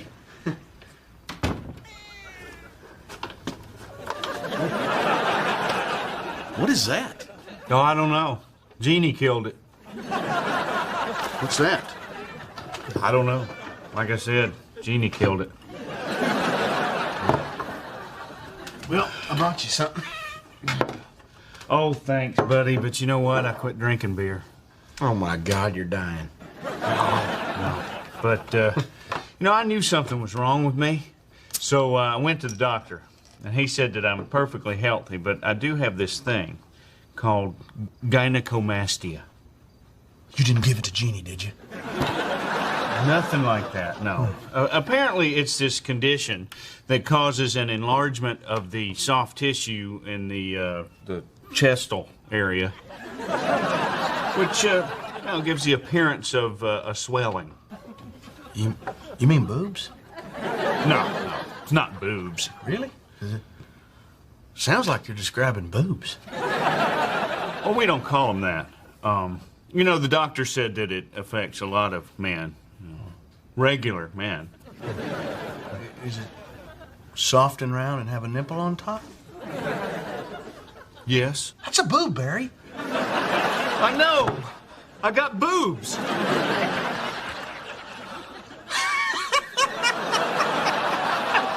Well, what's so funny? No, it's just that, you were a good friend before, but now you're perfect. You just wait till you get boobs and I laugh. Come on, Barry. I thought you were dying. Well, I might as well be. I can't drink beer because it exacerbates the condition. I got to wear baggy sweatshirts to hide it from the guys at work. I can't even play golf with these things. Every time I swing the club, it sounds like somebody's clapping. I'm sorry, Barry. I'm sorry. You want to see them? No. You showed me that toenail thing once. I still can't eat corn on the cob. Isn't there some sort of treatment that you can do, or? Well, the doctor says I could have surgery, but it's expensive, and my insurance won't cover it, so... Oh, man. I think I just have to live with it. Yeah. Oh, you think I'm a freak, don't you? Oh, no, Barry, I don't think that. I don't think you're a freak. See? I knew it. I'm a freak. No. You're not a freak.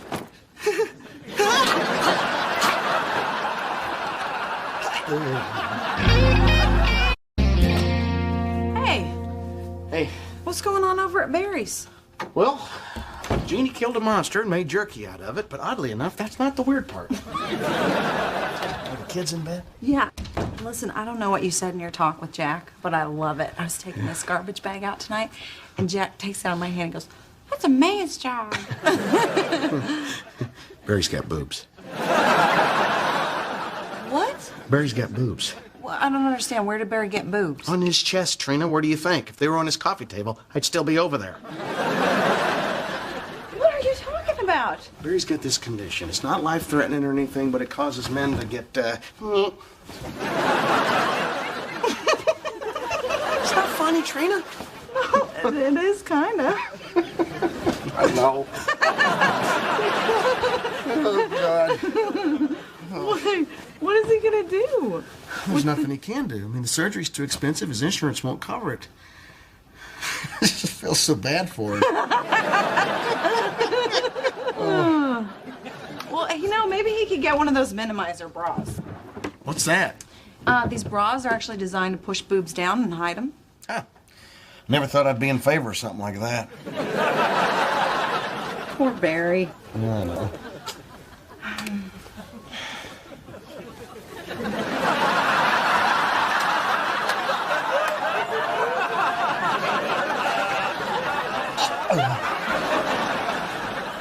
Got any potato chips?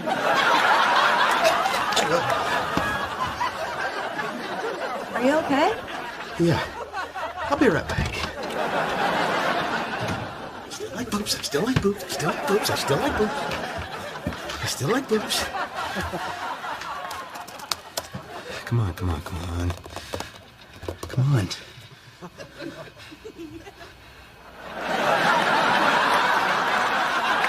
You got any potato chips? Damn you, Barry. Now the internet's just a learning tool.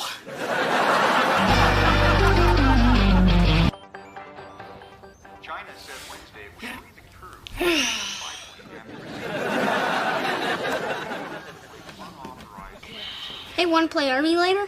Army's for kids. Now, if you don't mind, I'm trying to watch Good Morning America.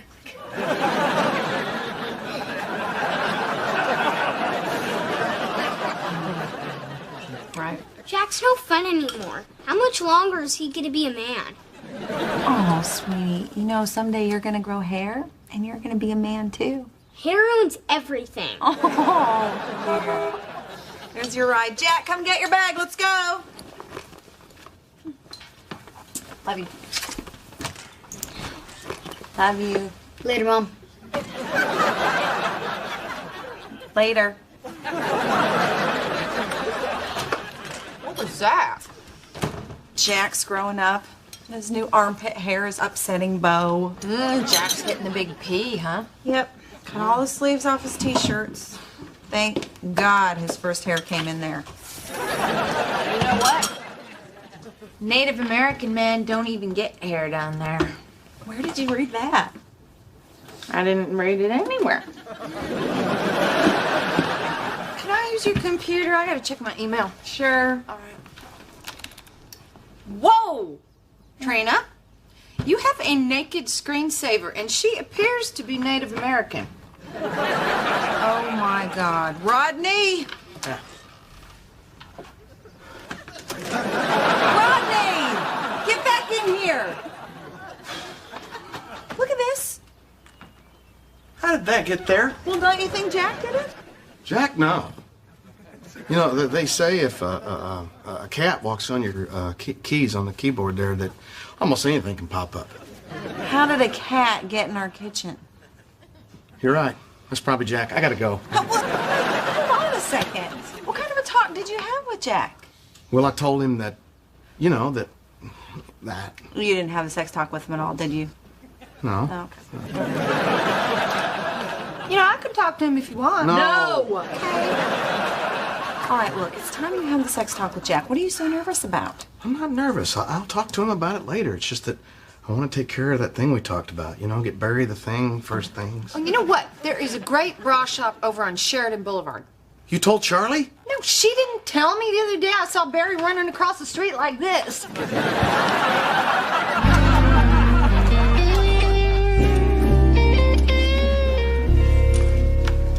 Well, Barry, I've said it once. I've said it 100 times.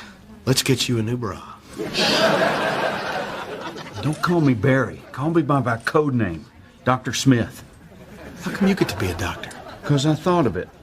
All right, well, if you get to be a doctor, then I get to be a senator. Did you guys need some help? Yes, ma'am. My wife needs a bra.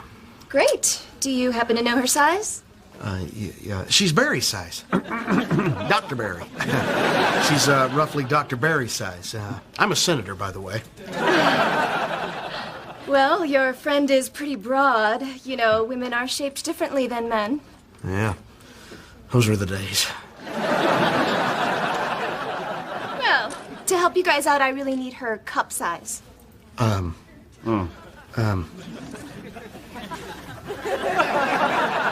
say it's about like that. Yeah, he's my wife's doctor. He grabs them all the time. I can't believe we're still friends. You know, guys, if this bra is for one of you, it's okay. Let's just tell her the truth. Ma'am, the truth is, my buddy here is... I'm a cross-dresser. You'd rather think that you're a cross-dresser? Why not? That's what I am. I'm a cross-dresser. And I'm proud of it, Senator. Well, I think I can help you. Are you looking for something flirty? Oh, hell no. No. I just want something to flatten me out. So you're a shy transvestite? I'm a complicated man.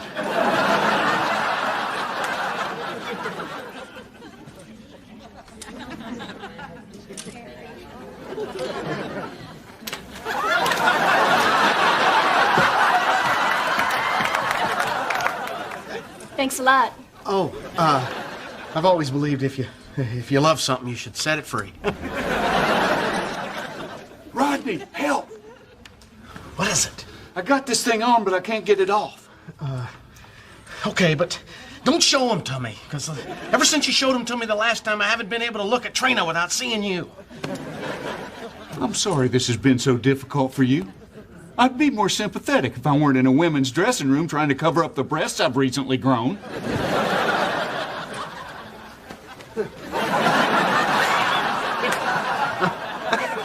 Sorry, buddy. It's just that you want me to have her turn up the thermostat for you? You know, I wish I could find the humor in this, but this thing is digging into my spinal cord. All right, turn around. I just went 3 for 3 on the skinny plastic girls. Oh, man. What's the problem back there? Well, your back fur is caught in the clasp. Just get it off. Get it off. Well, ow! I'm sorry. Hold on. Oh, what the hell are you doing? Oh, Rodney, just forget it. Forget it. Damn, that thing's on there, Bear. This is never gonna work. Look at me. I'm a grown man wearing a bra. Look, buddy. Me and Trina don't have a whole lot of money, but if you want to have the surgery, we'll give you what we got. It's not the money. I got the money. I didn't know how to tell you this, but I just never had surgery before. I'm scared to death. That's all right. There's nothing wrong with a man being scared, Bear. Well, as you can imagine, I haven't felt like much of a man lately. Well, if it's any consolation, I don't judge a man by the size of his boobs. I never have. You know, when I was younger, they were something to see. Oh, look, buddy, whatever you decide, I support you. You want to keep them, keep them. If you want to have the surgery, have the surgery. I'll be there with you. I'll hold your hand if you want me to. Thanks, buddy. I appreciate that. Yeah. You know what? The hell with it. I'm gonna do it. I'm gonna have the surgery.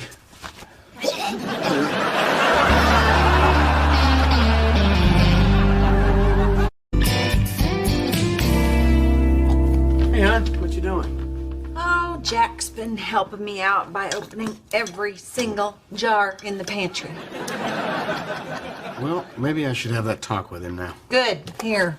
What's this? It's a book I got you on how to talk to your kids about sex. Jack's outside. I didn't need a book to learn about sex.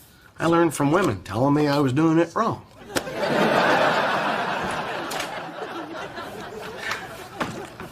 Bo, head in the house. I need to have a man-to-man talk with Jack. I hate men. What's up? Well, I'm gonna be honest with you. I didn't have the whole man talk with you the other day because I was a little bit nervous. And part of being a man is facing up to things that make you feel uncomfortable. Okay. And Jack, I know you're coming up on a time in your life right now where things are going to be sort of confusing for you. And I want you to know that if you have any problems or questions, that you can always come to me no matter what. Thanks, Dad. Now, your mom wanted me to come out here and talk to you about sex. I already knew about all that stuff. Oh, good. Great. I figured you did. But since she's looking out the window, I figured we could just do that thing where you kind of look at me and nod every now and then and look interested. Like the firecracker talk. Exactly. Okay, now, I'm just going to shoot through a few things here so we can kill some time. First thing I want you to do is put your hands over your ears like I just said something really disgusting. That's good, but don't oversell it. Okay. Now, the first thing that's going to happen is you're going to start noticing girls. I'm already doing that. You are? That's great. I mean, you know, you're going to want to talk to girls, too, and you're going to want to hold their hand. Dad, I've already kissed a girl. Great. Check mark on the kissing.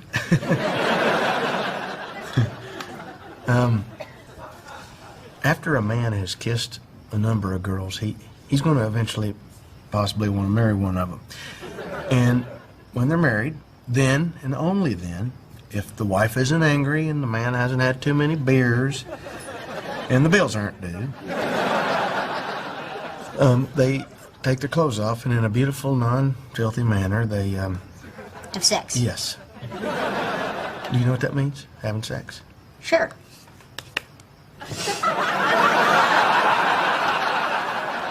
What was that? Well, what was what? That thing you did with your hands. What is that? You know, sex.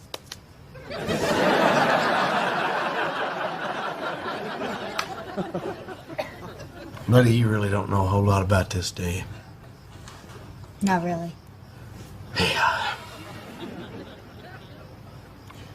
I'll be right back. All right, let's just get right at it. Okay. Here's a picture of a boy here. Okay, obviously there's no headlines there. All right. All right, this is a picture of a girl. They're a lot prettier with the skin on them, but you kind of get the idea. I used to think looking at girls was gross. Believe me, I know what you mean. But now I kind of like it. You don't remember how you made that turn, do you? What? Never mind. I'll tell you what, let's just start at the beginning. You want to? All righty. Now, women, they have eggs. And men, they have sperm. Now, once the sperm is fertilized... So how was the surgery? Well, not too bad. But you know, the doctor told me that Rodney never left my side. Whole time I was under, he was right there. Here you go, buddy. Oh, thanks. You know, I was afraid that when I became flat-chested again, men would stop buying me beers. What was that for? Because I think you're sweet.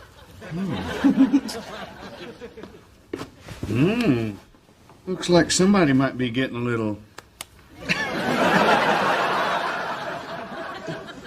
Hey, buddy. You guys mind if I hang out and watch the news? Oh, you watch the news now? Man's gotta stay informed. Ow! My hair! Who's the man now, huh? Who's the man now? Heavenly.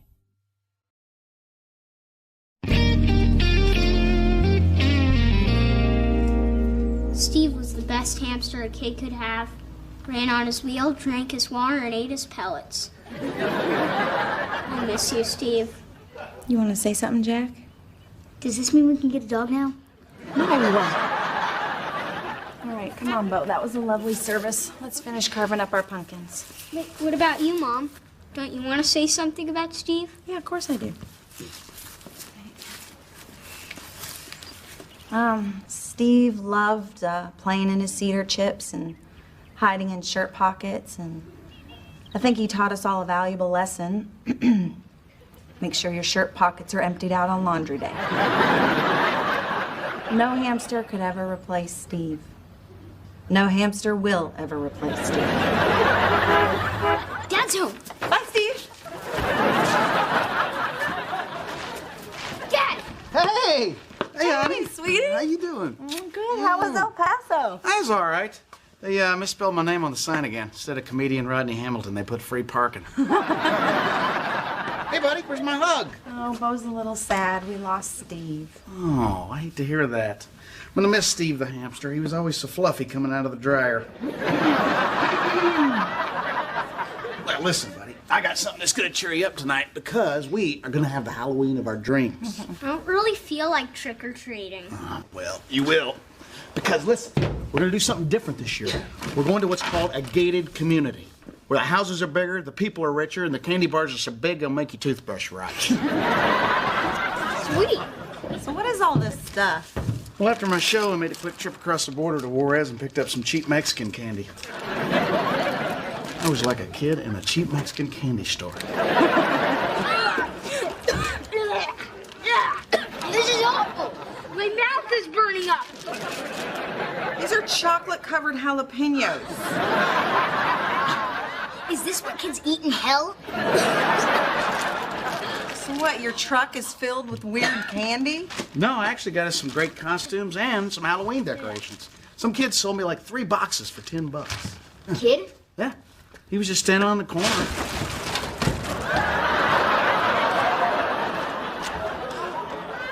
That's him right there. This is Estados Unidos.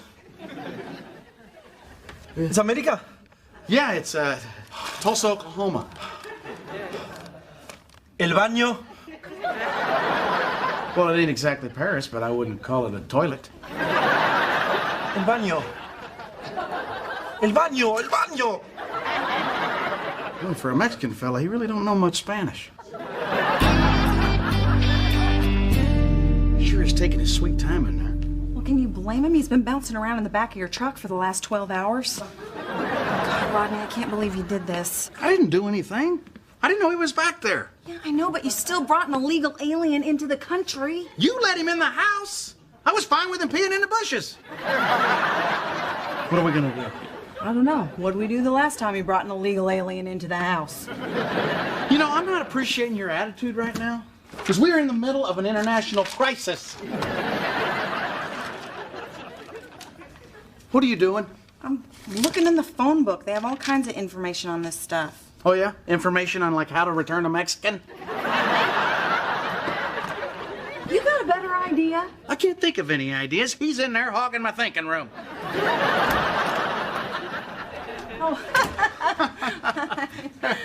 Yeah, I know. Oh. Su casa is beautiful. Oh. Gracias very much. Okay, buddy. Well, good meeting you. Thanks for a deal on the decorations, and happy Halloween-o. Cierto. Esto es por traerme aquí. No. This is America. Bathrooms are free. Unless you get caught doing it in public, then it's $237. No, pero es para el viaje. Para el viaje. Oh, I think he's trying to pay for the drive. Ajá. No dinero. No gracias. No. It's been nice having you, amigo. I really appreciate it, you coming, and your suitcase is in the truck. Your bag. Your suitcase. Mi maleta. Yes, your maleta. Come on, let's go. It's on the truck. All right, buddy. Good thing I'm bilingual. Think he's gonna be okay? Oh, yeah. Can you imagine, though, what it's like to just hop in the back of the truck with no idea where you're headed or what your future holds? It's kind of how me and you got together. Yeah, but he was entering a new country and you were just knocking up a stranger. Mi maleta. Hey, ho. Hey, amigo, hold on there. Ah, muy amable, gracias.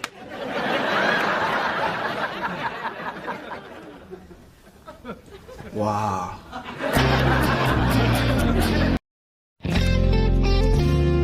I called Mr. Gonzalez from the church thinking another Mexican person might know what to do.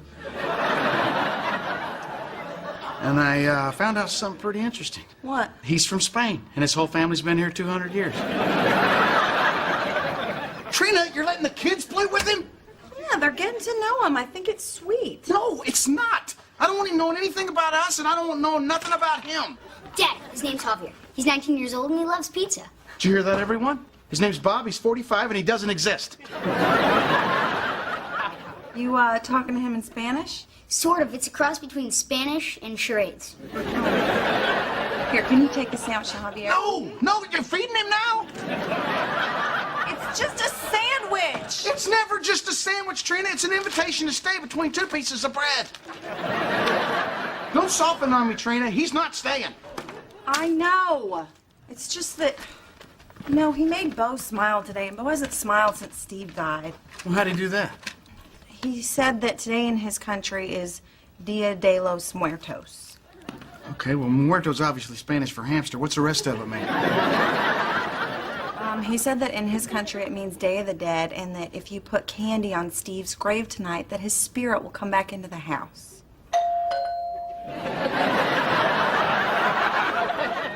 Okay, if that's Steve, I'm crapping my pants.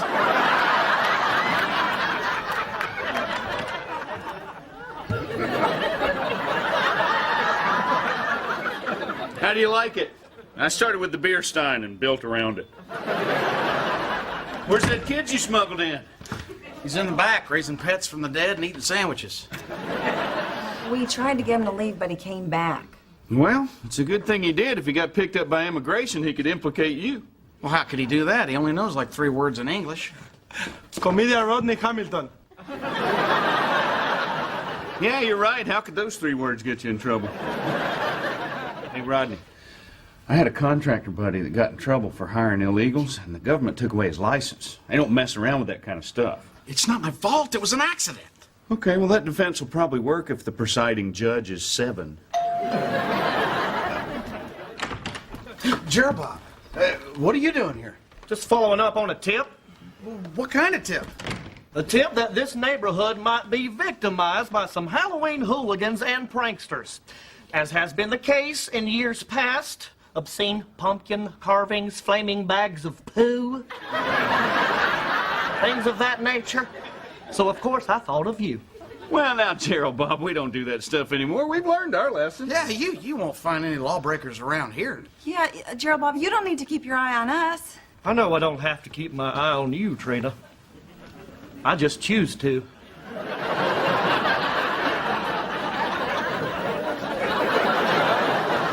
Okay. All right, well, thanks for stopping by and hitting on my wife.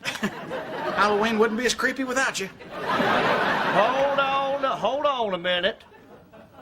What do I spy with my little eye? Well, what? I don't spy nothing.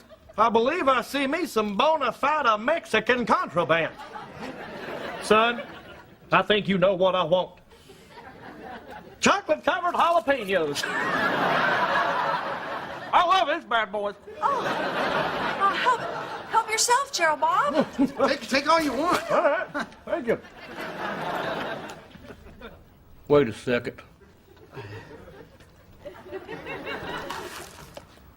You gonna eat that? Gracias.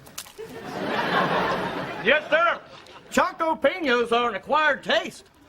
I'm probably the only person who likes them outside of Mexico. I'm watching you.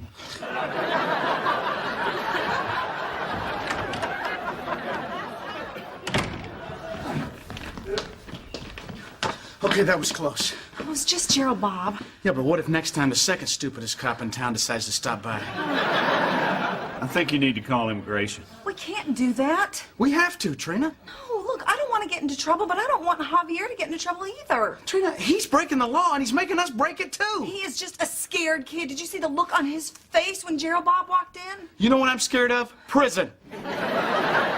I'm muscular with petite features. I'm exactly what they're looking for in there. I really don't think you have any choice.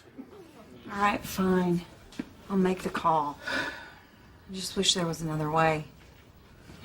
Dad, Javier's never been trick-or-treating before. Can he come with us? I don't know, buddy. Please? Well, you know, it might be a good way to keep an eye on him. All right. Go find him something to wear. Put on your costumes. Barry, you look ridiculous. Well, those are mighty strong words coming from a man with petite features.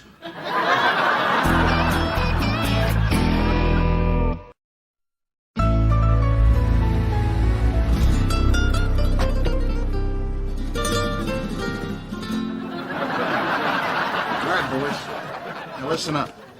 On the other side of that fence is a dream world, otherwise known as the land of big candy. Actually, it's the Crestview Hill Estates. And every house in there is built with highest quality fixtures and state-of-the-art construction techniques. And I know this because mine was the first name on their unapproved builders list. All right, everyone listen up. All right, listen. Our goal is to get on the other side of that fence without getting caught. Now, once we're on the other side, remember, we're the Wellingtons. Los Wellingtons! I don't want to be the Wellingtons. It sounds so snooty. That's the point. Can't we come for money but not flaunt it? We're the Wellingtons, and you're the crazy uncle who doesn't talk much. All right. Here comes a car. Get ready. Go! Wait! Abort! There's the cameras up there. We're gonna have to go over the wall. How are we gonna do that? Simple. We build a human ladder. I saw him do it at the Cirque du Soleil. Come on. Dad, are we ever gonna get to the land of big candy? We're working on it, buddy. Everyone listen up. All right, now listen. Here's what we're gonna do. Jack, Bo, I want you... Javier. Where's Javier? Javier! Javier! Javier! Oh, this is just great, Barry. Thanks a lot. Well, what did I do? You're the one that suggested that we bring him along. Now he's out there running free in America, and the only 3 words he knows is comedian Rodney Hamilton. Hey, Wellingtons! There is no wall that guy can't get over.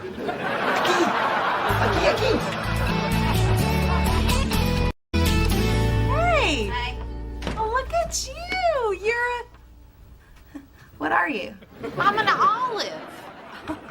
I'm supposed to go to a party later as half a dirty martini, but my glass canceled on me. Without him, I just look like a big booger. Who are you talking to? No one. I'm on hold with immigration. Rodney brought home an illegal alien. Oh my God. How tall is he? What? Would he fit into a 6-foot martini glass? Charlie, he's on the run, okay? He's not available for parties. Trick or treat. Look at you. Aren't you scary? What's this? It's a chocolate-covered jalapeno. Now, when you eat it, don't rub your eyes. Gross, I don't want this. But throw it out when we get home. Be polite to the poor people. Interesting candy, Trina. Now I don't feel so bad about leaving that bowl of jelly packets outside my apartment. What's this? Well, that's Javier's suitcase. That's all he brought. You mean he's poor and running from the law and I haven't dated him yet? Feel terrible about this. Why? Well, at first I was freaked out that he was here, but he's just, he's a sweet young kid. Please tell me I'm doing the right thing. You're doing what you gotta do.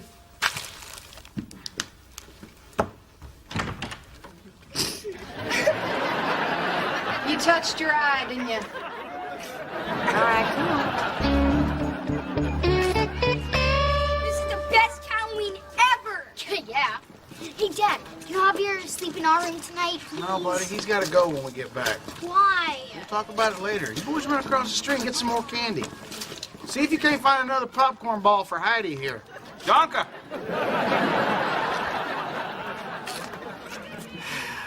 Pretty amazing, huh? One of these days, me and my family are gonna live a key. Or somewhere like a key. ¿Por qué? Your life is perfect. Oh, it's nice. I wouldn't call it perfect. Well, maybe compared to him, you got it pretty good. Comedian Rodney Hamilton. You get your dream. Thanks, buddy. I hope you get yours too. I get it now. Aquí. In America. That's it? Just being here is your dream? See. Dad, it was awesome. Bo started wheezing, so they let him take a whole handful. We got trouble. All right, we're the Wellingtons. We're the Wellingtons. Evening. Good evening, sir. How are you doing tonight? You folks live around here? Of course we do. Why else would we be here? Well,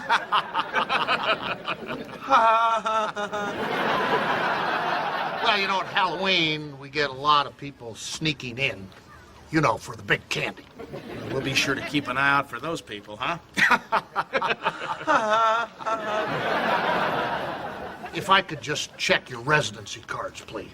Of course, we Wellingtons are never without our cards. There you go. Mr. Wellington, this is a coupon for a free car wash. You can keep it. I still need to see your cards. Which card is it exactly? The green one. Ah, the green card. We're never without our green card. Looks like I don't have the green one. We must have left it at the house. Where do you live?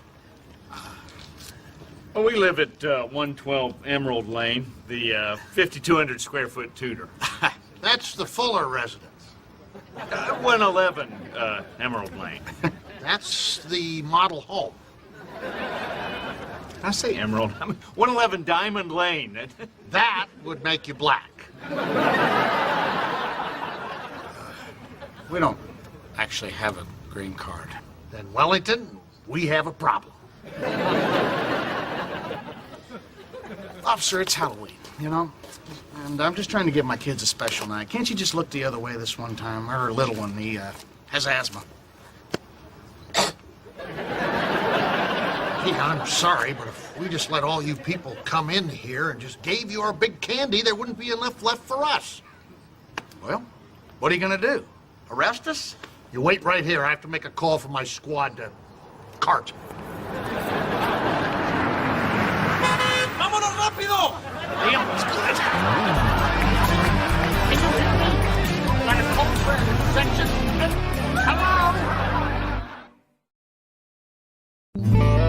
Dad, want some chocolate cacahuate? Watch your language. Jackson chocolate peanut. Yeah. Cacahuate is what I'm gonna be in when your mom finds out how much candy you boys ate. It was fun, it was fun, it was fun, it was fun. Well, are you eating the wrapper? Yeah.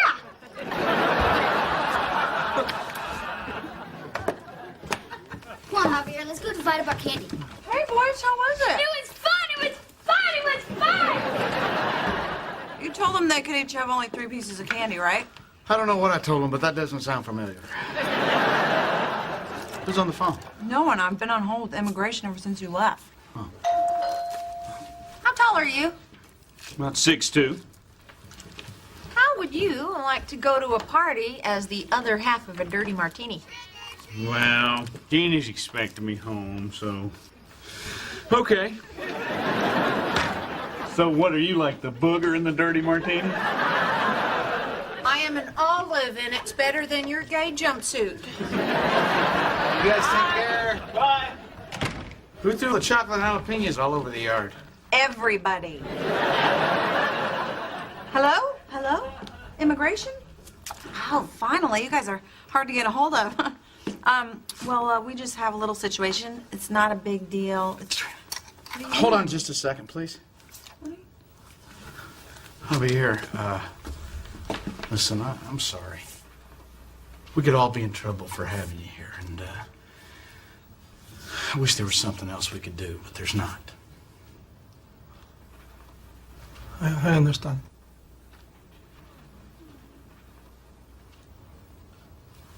Hello? I must have cut him off. Are you going to call him back? Yeah. Tomorrow. I'll call him back mañana.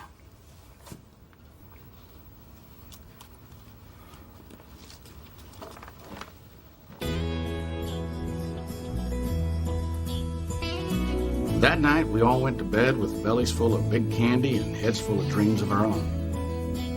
Trina dreamt of Javier being sworn in as a U.S. citizen. Jack dreamt that he and Javier had opened their own pizza place. And Bo, well, he didn't sleep that night. As for myself, I dreamt that Javier and I both got that better life we were looking for. In fact, we were neighbors at Crestview Hills Estates. Hey, that's not so far-fetched. After all, this is America.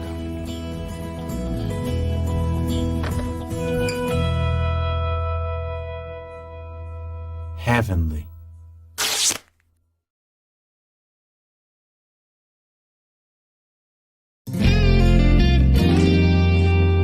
Hey, losers, Trina here? Nope. Neither am I. Hey, who's that? Ugliest woman I've ever seen. Daddy? Rodney. Jackass. Broad's got a mouth on her, doesn't she? Would you give us a moment? I need to have a heart-to-heart with my daughter. Sure. But aren't you going to be one heart short? What's up, Daddy? Oh, it's work, Sugar Britches. Figured I could talk to you about it. What is it? Well, you do the books down at the car lot. You know what kind of quarter we've had. I guess. We've had worse. Yeah, this is different. People just don't want to buy my cars anymore. They want them fancy ones with all the frills like airbags and seat belts. things really that bad? I'm gonna have to lay somebody off. You want me to do it for you? I was hoping you'd say that. It sure would take a load off, honey. You know I hate being the bad guy. Yeah, okay, who is it? You. What? Hey, it's strictly business, honey. Let's not make it personal. Well, I'm your daughter. What did I just say? Oh, there's my ride. I got a scooter. That was your car horn. You beeped it from your keychain. You sharp as a tack, Trina. You're never gonna have a problem finding another job. What, Daddy? Daddy just fired me. You're kidding. This is serious. You know, we count on that money I bring in. You okay? Well, I'm a little pissed at him. Well, great. Now we just have to turn the kids against him. Wow. Fired by her own dad, huh? How'd Trina take that? Well, she's not talking to him. So we're going to have less money coming in, but we're also going to have less Carl coming in. I kind of think we came out on top. Yeah, I got 600 pounds coming in on Friday. Even better than the last shipment. We're talking West Coast Prime. Cash only. I don't need the paper trail. Wrong number. How's the plumbing business, Plumber Dave? Grass-fed beef has less fat than a skinless chicken thigh. Rooster crows at midnight. Did I just accidentally buy drugs? I've been getting my hands on some high-quality beef lately. I can get you 2 sides for $1.50 a pound. You want in? What's the catch? Oh, there's no catch. You're buying in volume, and I eliminate the middleman. Oh, fellas, these cows have been raised in a valley of gentle, rolling hills. They spend their days leisurely dining on Kentucky bluegrass and wild alfalfa. Huh. Well, anything that lives that good deserves to be eaten. Well, that sounds like a heck of a deal. I'm in if you're in. I don't know. That's a lot of meat. Where am I going to put it? Well, we got an extra freezer. Jeannie curls up on it when she gets the hot flashes. Well, Plumber Dave, looks like you sold yourself 2 sides of beef. Go ahead. That's good, right? I think it'll work. Rodney, are you sure about this? We're committing to an awful lot of beef here. Baby, you committed to a lot of beef when you married me. Look, honey, we're saving money. And by this way, we're going to have so much cheap meat, you're going to be able to use a T-bone as a fly swatter.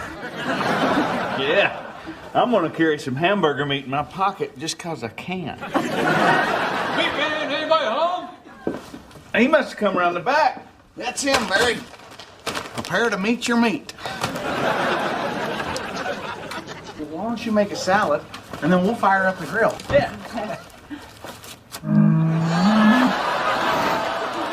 Plumber Dave, what the hell is this? Well, it's your 2 sides of beef.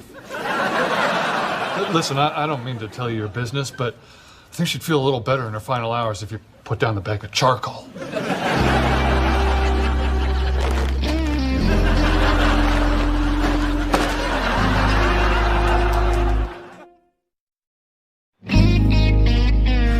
Plumber Dave, we thought we were buying 2 sides of beef. And here they are. You can keep the head and ass, no extra charge. All you have to do is divide her up. This is not funny, Trina. Sorry. Well, you know, Plumber Dave, we thought you were going to deliver it pre-sliced. That's where most of your costs are. I told you I eliminate the middleman. Oh, we should have told us the middleman was the butcher. It's not funny, Trina. Rodney, you are not buying this cow. Look, there's plenty of people waiting in line for meat. I can take her back if you can't handle it. Oh, we can handle it. Look, no one says that we can't handle it. Then let me be the first. In that case, I'll be on my way. Rodney, Barry, Trina, Cal. What makes you two think you can butcher a cow? Because we're men, Trina. And that's what we do. We kill things. We're not proud of it, but it's who we are. Oh, please, you get grossed out when you step on a snail. Ooh, well, I'm not a big fan of that either. I mean, first there's that crunch, and then the smush. A cow? Cool! He's huge! Can we ride him? Hold on, boys. Nobody's getting attached. I'm gonna name him Keith. Nobody's naming anything. This cow is not going to be here that long. How come? Yeah, where's he going? Well, boys, look, here's the thing. You're gonna kill him, aren't you? Kill him? Why would you kill Keith? What is killing Keith? Look, could we all just stop calling it Keith? Look, boys, we're cow sitting. We're cow sitting for the neighbors. I'm gonna go make Keith a hat. Wouldn't spend much time on it.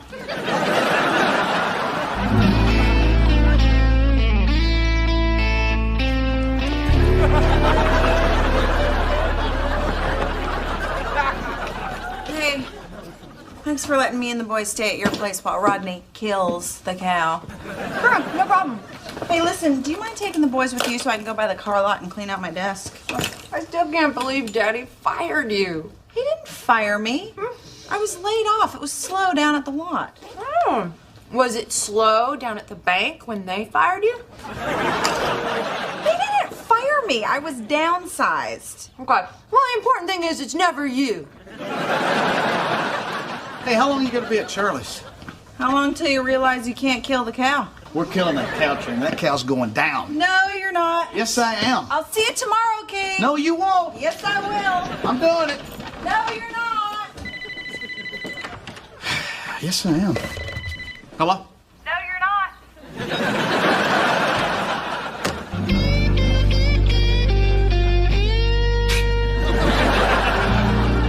According to the meat map, we should start at the brisket and then make a quick left up to the short ribs, and from there it's pretty much a straight shot right down to the foreshank.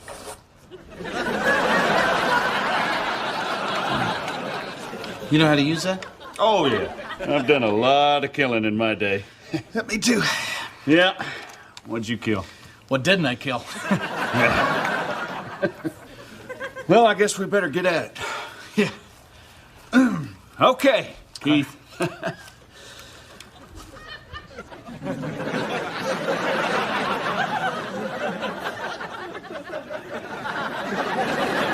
I'm not going to be able to do this if she doesn't stand still.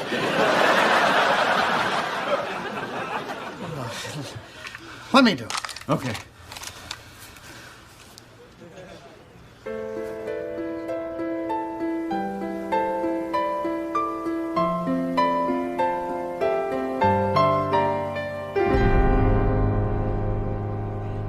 You ever notice that a cow has eyelashes?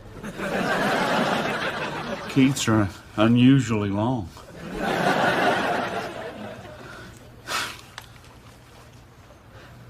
I just kind of hate thinking that the last thing she's going to see is this rifle. Well, you want to maybe hang a puppet on the end of the barrel? Don't be ridiculous. All right, much better. Now listen, after I put her down, I'm going to start an assembly line. I'm going to cut the steaks off the bone. You wrap them up. Sound good? That sounds good. All right.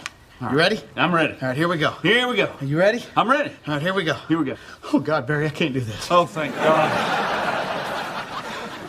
Well, what do we do now?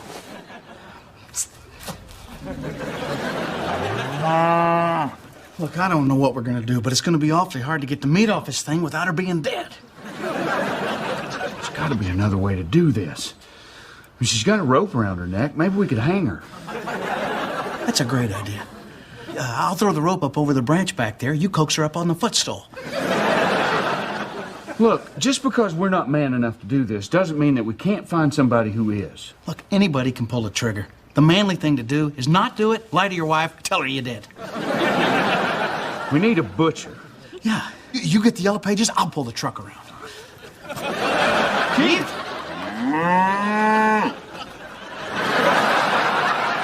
Oh, Keith! Bad cow! Bad cow!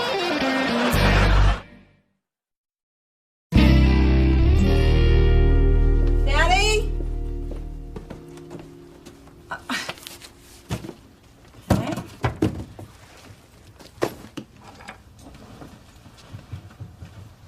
May I help you? No. Who are you?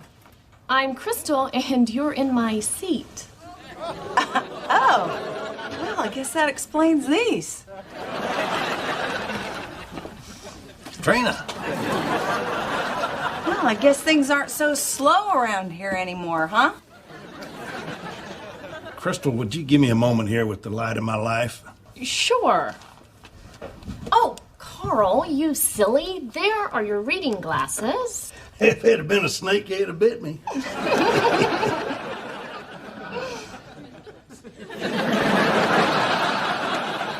Honey, I can explain everything. No, I think it's perfectly clear. You're hanging out after hours with the shoeless woman you hired to replace me. Honey, it's not what you think. Things are slow. Well, Daddy, maybe things wouldn't be so bad if you didn't spend so much time looking for your glasses, you silly. Trina. Well, I guess Keith's enjoying her last meal about now.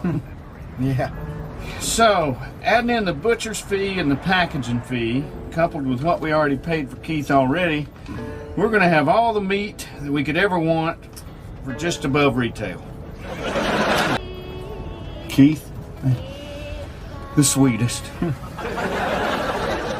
You know, even when we were close to doing the deed, I never felt like she was judging us.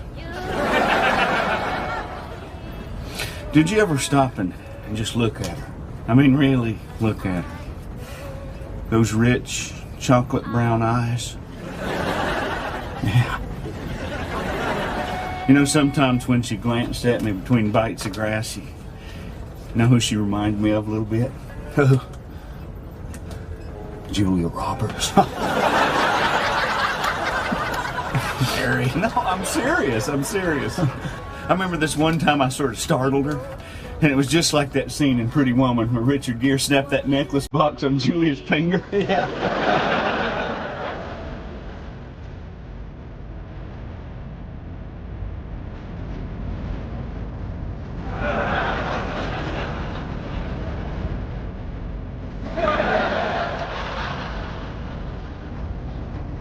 You think she'll feel anything? You know, when the old guy, All right, Keith, come on. You'll be safe here. Come on, girl. This is a dairy farm. See those other cows? Those are your new friends. Look, the people here, they don't want to kill you. They just want to gently tug on your teats. Look, she won't budge. Slap her on the butt. You worry about your end, I'll worry about mine. What in the name of Louis L'Amour are you two doing? Sure, Bob, what are you, undercover? I'm unwinding from a hard day of keeping the streets of Tulsa safe from the likes of you. Why are you doing it way out here? I'm cow spotting. It's a meditative practice where I sit amongst a field of cattle and write down my innermost thoughts and feelings in a journal. You have a cow journal. I've also sketched every cow in this pasture. The heads are kind of big, ain't they? Well, actually, what I draw is more like a caricature. I see that. That one's driving a sports car. I was feeling whimsical that night. All right, boys, put your hands behind your back. I'm hauling you in for cattle rustling. Cattle rustling? Sure, Bob, this cow is our cow. You got papers on her? Yeah, they're under the tail. Reach in there and get them. Gerald, Bob, we bought this cow, we changed our minds about eating her, and now we're trying to set her free. Bullcorn! Gerald, Bob, check your sketch pad. If you've sketched every cow out here, then her picture ought to be in there. All right.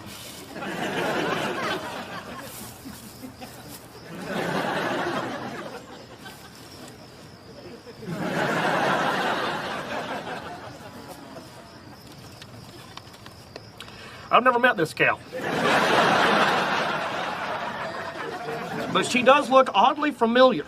Julia Roberts? I was thinking her brother Eric, but they do favor. So, Gerald, Bob, what do you say? You gonna cut us some slack? Oh, hell. I have to admit, I am moved that we share a love for the bovine species. How can I help you? Well, we're trying to get her to go through that gate, and she won't budge.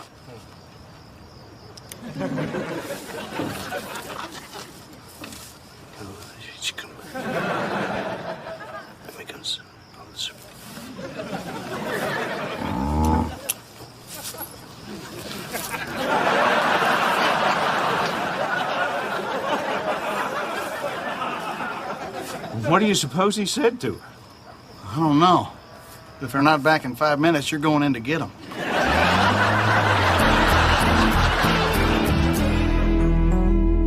is never going to believe that this is Keith.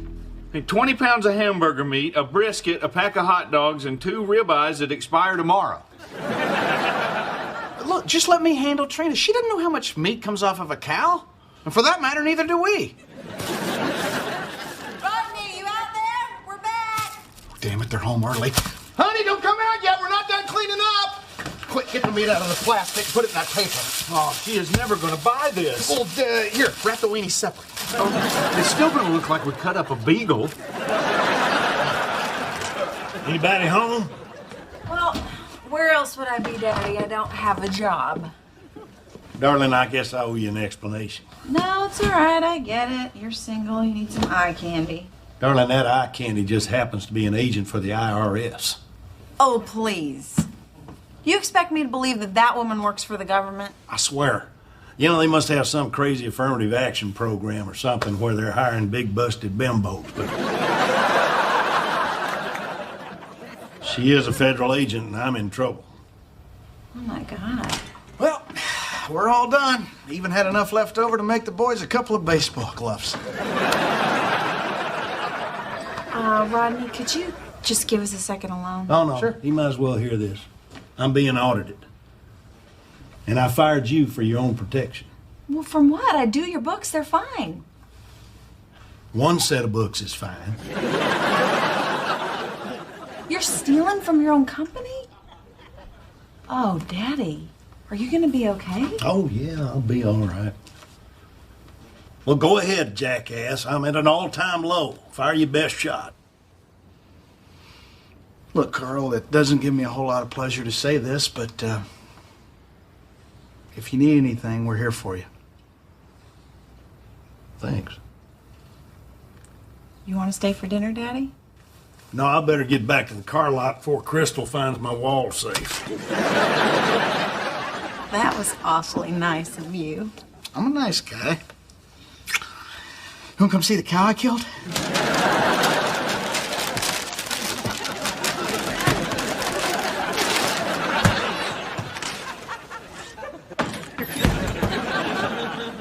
I can't believe you guys actually did it. Of course we did it. Yeah. You got us all pumped up, too. Hell, we had to kill a couple of squirrels just to wind down. Well, let me take a look.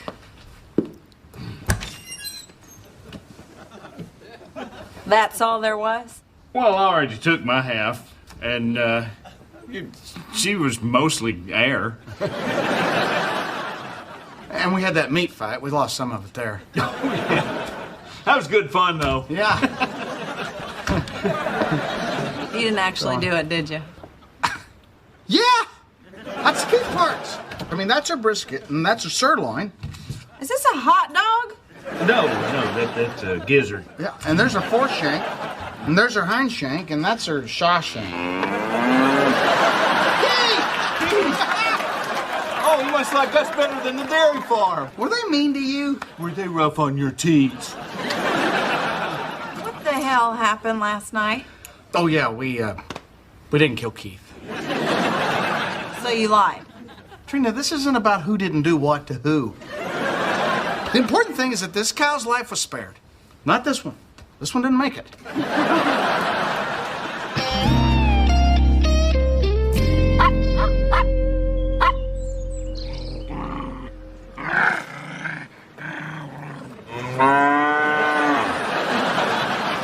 Dad, she did it again. Well, whose turn is it? Bo's. Oh, man.